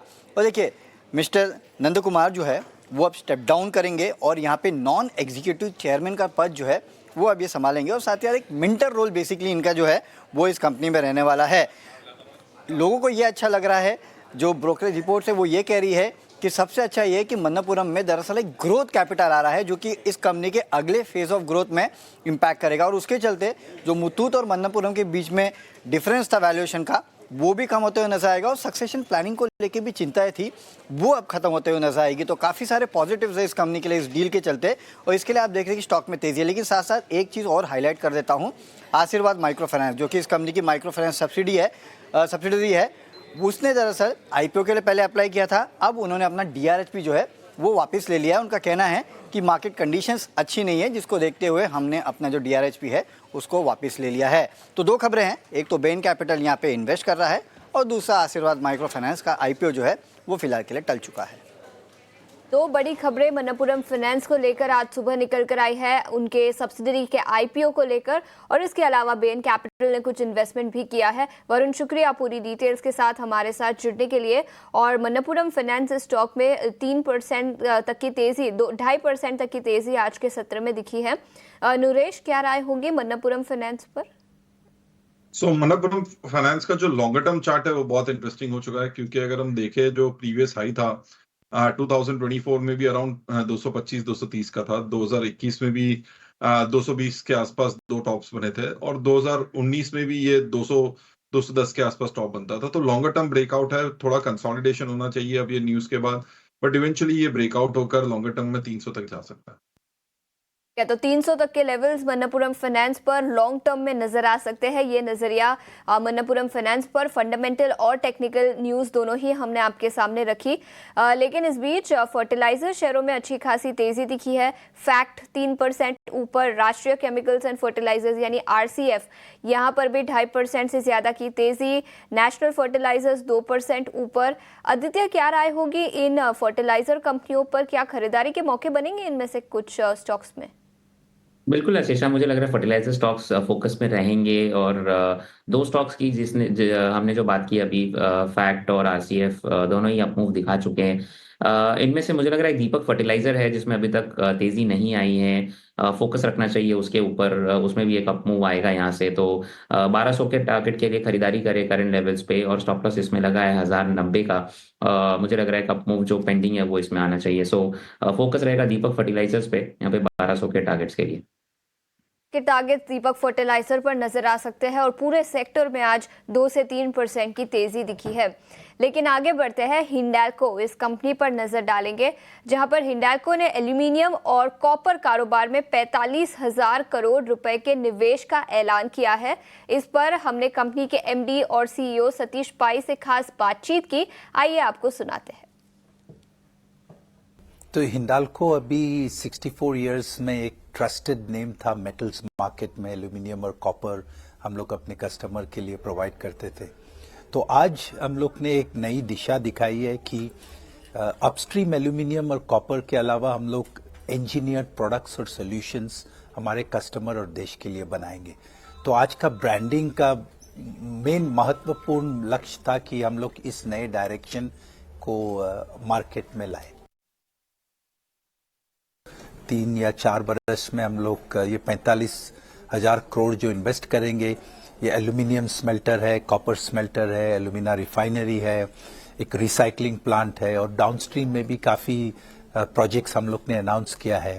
तो इन सब अपस्ट्रीम और डाउनस्ट्रीम के कॉम्बिनेशन में हम लोग ये 45,000 करोड़ का कैपेक्स हम लोग स्पेंड करेंगे।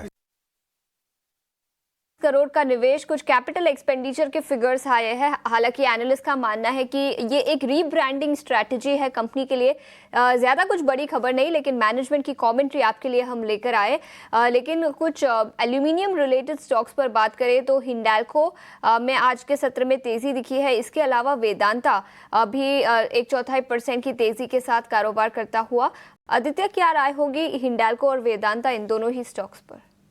अच्छा, मैं फोकस वेदांता पे करना चाहूंगा। मुझे लग रहा है कि एक अप मूव ड्यू है। हिंडाल्को ऑलरेडी थोड़ा अप मूव दिखा चुका है हमें पिछले कुछ ट्रेडिंग सेशंस में, तो हिंडाल्को पे डेफिनेटली एक ट्रेड लेना चाहिए। इनफैक्ट मैं इसमें एक पोजिशनल बाई लेना चाहूंगा 520 के टारगेट्स के लिए। अगर किसी को इंट्राडे ट्रेड या 1-2 दिन के हिसाब से ट्रेड करना है तो इसमें फिर टारगेट आएंगे 495 के, और नीचे स्टॉप लॉस हमको लगाना है 460 से 465 का।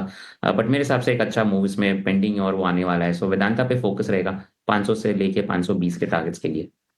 500 से 520 तक के लेवल्स वेदांता पर नजर आ सकते हैं। यहाँ पर नजरिया पॉजिटिव, और याद रखिए यहाँ पर डीमर्जर प्ले भी होगा। अगले कुछ महीनों में ये इफेक्टिव होता हुआ नजर आएगा, पहली तिमाही FY26 तक।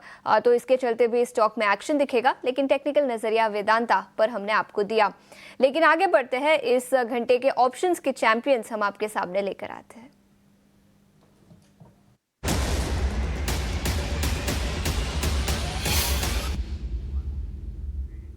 और आज ऑप्शन का ट्रेड बताने के लिए हमारे साथ सेंट्रम ब्रोकिंग के नीलेश जैन जुड़ चुके हैं। नीलेश, गुड मॉर्निंग और शुक्रिया समय निकालकर जुड़ने के लिए। बताएं, वायदा बाजार से कौन सा ट्रेड आप रेकमेंड करना चाहेंगे आज? Very good morning to you. देखिए, खरीदारी पर फोकस है। ऑटो स्पेस में, स्पेसिफिकली टू व्हीलर स्पेस में काफी अच्छा रिबाउंड हमें देखने को मिल रहा है। दोनों hero motor, Bajaj auto, in fact TVS motor, ये तीनों ही स्टॉक में एक स्पॉट देखने को मिल रहा है। काफी अच्छा बेस फॉर्मेशन बना है हीरो मोटर कॉप में। हमें यहाँ से एक फॉलोअप में एक्सपेक्ट करके चल रहे हैं, इसलिए यहाँ पे एट द मनी का 3650 का कॉल ऑप्शन जो करंटली 58 रुपीज के आसपास है, इसे लॉन्ग करने की सलाह होगी। इनफैक्ट ये अभी 56 पर ट्रेड हो रहा है। रिस्क एंड रिवॉर्ड फेवरेबल है। 41 का स्टॉप लॉस रखना होगा। पहला टारगेट 80 का, दूसरा टारगेट 101 का होगा।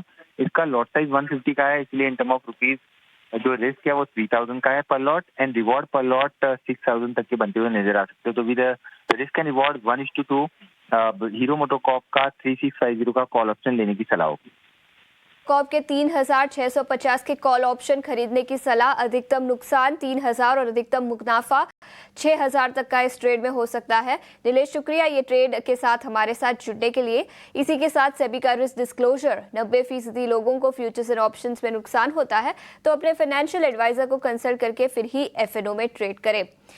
इस बीच हमने कई सारे मेटल स्टॉक्स की चर्चा की थी, लेकिन हिंदुस्तान कॉपर, इस स्टॉक पर भी अपनी नजर डालें। याद रखें, ग्लोबल मार्केट पे कॉपर के दाम बढ़े हैं, $10,000 पर टन के पार निकल चुका है और ईयर टू डेट बेसिस पर भी अच्छी खासी तेजी दिखी है, जिसके चलते हिंदुस्तान कॉपर में आज तो तेजी है, लेकिन अगर पिछले 5 दिनों का चार्ट देखेंगे तो 9% की तेजी इस स्टॉक में दिखी है।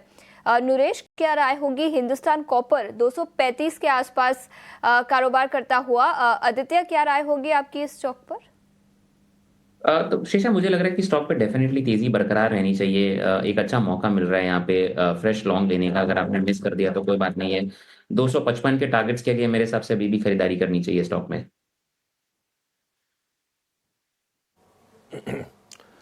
ठीक है, हिंदुस्तान कॉपर को लेकर ये व्यू। अच्छा, एक शेयर जरा चेक करेंगे, लगातार मोमेंटम में है, जेएसडब्ल्यू इंफ्रास्ट्रक्चर। और ये चर्चा इसलिए कर रहा हूं क्योंकि 300 रुपए के आंकड़े को भी पार कर लिया है शेयर ने। आदित्य, आप जरा इस पर नजर डालिए। 250 रुपए के आसपास बड़ा बढ़िया बेस फॉर्मेशन हुआ और वहां से जो उड़ान भरी शेयर ने तो फिर थका नहीं। फिर अब देखिए 310 रुपए का भाव है और ये 5% की तेजी पर आज ये कारोबार कर रहा है। आप जेएसडब्ल्यू इंफ्रा के लिए क्या लेवल्स और देख रहे हैं आगे? अभिषेक, मुझे लग रहा है ये स्टॉक एक बार 320 के लेवल्स को टेस्ट बिल्कुल कर सकता है करंट लेवल से भी। तो अगर आपने लॉन्ग एडिशन किया था पहले तो बने रहे। 320 का टारगेट आएगा यहाँ पे। अगर आप फ्रेश एडिशन के लिए देख रहे हैं स्टॉक को तो थोड़ा वेट करें। मेरे हिसाब से एक पुल बैक अगर आता है इसमें सब 300 के लेवल्स के आसपास, बिटवीन 290 टू 300, 295 टू 290, अगर इसमें एक डाउन मूव आता है तो फिर एक फ्रेश एडिशन के लिए देख सकते हैं इसमें 320 से लेके 330 के टारगेट्स के लिए। 320-330 के टारगेट के लिए जेएसडब्ल्यू इंफ्रा में आप मौके देख सकते हैं। आईटी शेयरों की जरा रिकवरी देखिए, कमाल की रिकवरी। आईटी इंडेक्स करीब 1000 पॉइंट रिकवर कर गया लोअर लेवल से। और जो भी चिंताएं थी एक्सेंचर की, आज के लिए अभी लग रहा है कि नहीं, वो मामला सेटल्ड है, ज्यादा कुछ तनाव की बात नहीं है। आईटी इंडेक्स सपाट कारोबार हो रहा है। आप जरा टीसीएस के शेयर को देखिए, टीसीएस का शेयर हर निशान में भी लौट आई है। जो कंपनी आईटी सर्विसेज की सबसे बड़ी कंपनी है और ग्लोबली इसकी पहचान है, टीसीएस देखिए अब करीब 4.5% की बढ़त पर कारोबार कर रहा है। विप्रो का जो शेयर है वो हरे निशान में लौटने की तैयारी कर रहा है।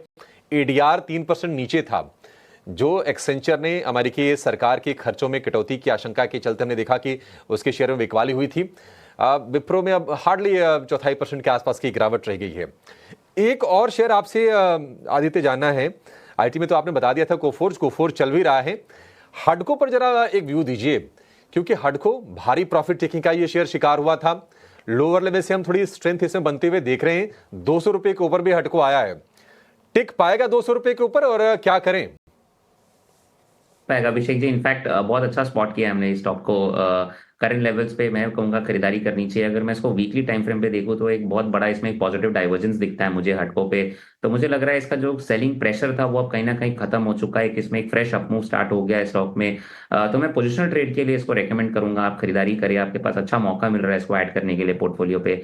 नीचे में 190 का स्टॉप लॉस आपको लगाना है, 10 रुपए यहाँ से, और ऊपर में अगर ये स्टॉक चलने लगे तो 220 से 240 के लेवल्स आपको दिखा सकता है। सो 10 से 20% का अपमूव इसमें डेफिनेटली एक आता हुआ दिख रहा है। तो हडको को करंट लेवल से बिल्कुल खरीदारी करें और इसमें बने रहे। इसके अलावा अगर हम आईटी की बात कर रहे थे तो मेरे हिसाब से LTIM माइंट्री जो एक स्टॉक है उस पे एक फोकस अब वापस से करना चाहिए। कोफोर्ज के बाद मुझे लग रहा है कि इसमें भी एक मूव आएगा। तो LTI माइंट्री एक शॉर्ट कवरिंग रैली के अच्छा कैंडिडेट हो सकता है, मुझे लग रहा है यहाँ से 4600 से 4700 के टारगेट्स आएंगे, नीचे स्टॉप लॉस यहाँ पे 4320 का आएगा।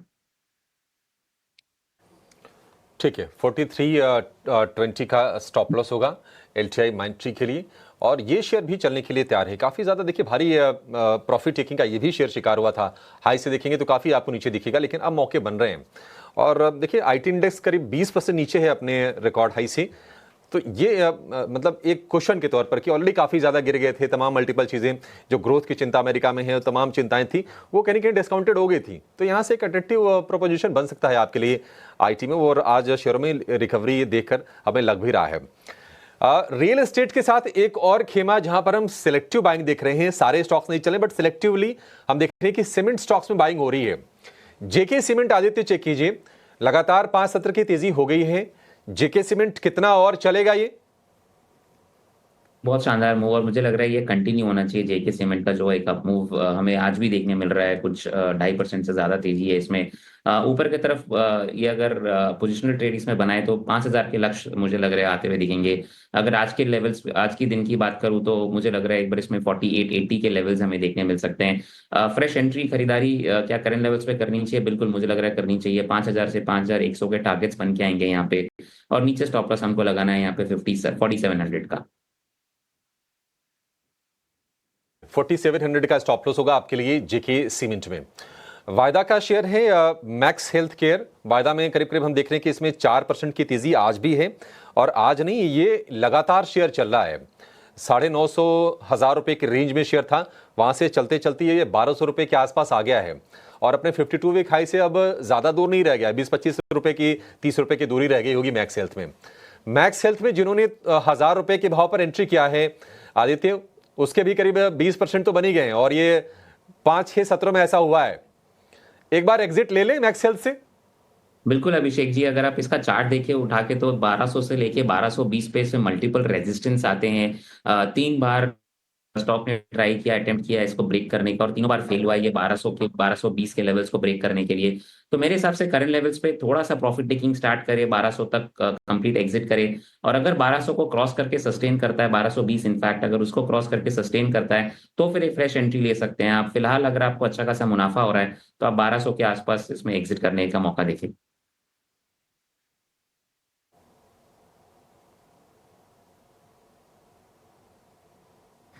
बिल्कुल, तो ये नज़रिया और कुछ स्टॉक स्पेसिफिक आइडियाज़ आपके लिए आते हुए मैक्स हेल्थ केयर पर भी हमने चर्चा की।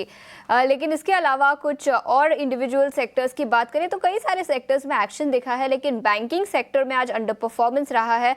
हमने individual private sector, public sector banks की तो बात की, लेकिन प्राइवेट सेक्टर बैंक्स में AU स्मॉल फाइनेंस बैंक और कैनरा बैंक में भी 1% से ज़्यादा की तेज़ी है।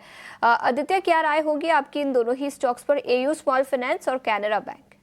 कैनरा बैंक मुझे अच्छा लग रहा है शीशा। इनफैक्ट हमने थोड़ी देर पहले शो के स्टार्ट में बात भी की थी कैनरा बैंक पे, तो उसमें एक पोजिशनल ट्रेड या इंट्राडे ट्रेड भी ले सकते हैं कैनरा बैंक। ऊपर में इसमें 90 का लक्ष्य आएगा, नीचे 85 का अच्छा सपोर्ट है। अगर हम AU स्मॉल फाइनेंस की बात कर ले तो उसमें एक थोड़ा साइडवेज कंसोलिडेशन अभी भी है, बेस फॉर्मेशन की तैयारी है। ऊपर में इसमें 540 का एक रेजिस्टेंस है, तो अगर उसको क्रॉस करके सस्टेन करता है तो फ्रेश एंट्री ले, अदरवाइज इसको थोड़ा वेट करे, 540 के हाइस को क्रॉस करने दे, उसके बाद एक फ्रेश लॉन्ग पोजीशन बनाए, तो उसमें टारगेट फिर आपके 565 से 575 के आते हैं। 540 के लेवल का वेट करें, अगर वो क्रॉस होता है तो 560 565 तक के levels AU small finance bank पर नजर आ सकते हैं। और आदित्य, HDFC बैंक पर आपकी क्या राय होगी? यहाँ पर आज अंडर परफॉर्मेंस दिखा है। मौका है शीशा मेरे हिसाब से तो यहाँ पे एक फ्रेश लॉन्ग लेने का। अगर आपको एक अच्छा लार्ज कैप बैंक मिल रहा है फ्लैट, जबकि मार्केट ऊपर है, तो मुझे लग रहा है करंट लेवल्स पे बिल्कुल खरीदारी करनी चाहिए। नीचे में 1740 से 1730 का अच्छा सपोर्ट है, उसका स्टॉप लॉस लगा है, और ऊपर में पहला टारगेट इसमें 1810 का आता है। अगर उसको क्रॉस करता है तो 1860 के टारगेट्स के लिए खरीदारी कर सकते हैं। तो डे ट्रेड के हिसाब से भी ले सकते हैं, और मुझे लग रहा है एक पोजिशनल बेट भी इसमें बना सकते हैं। रिस्क टू रिवॉर्ड के लिहाज से भी बहुत ही बेहतरीन लग रहा है मुझे HDFC bank. To reward favourable, day trade और पोजिशनल के लिहाज से HDFC बैंक पर नजरिया पॉजिटिव। आदित्य, शुक्रिया समय निकालकर आज हमारे साथ ET Now स्वदेश पर जुड़ने के लिए।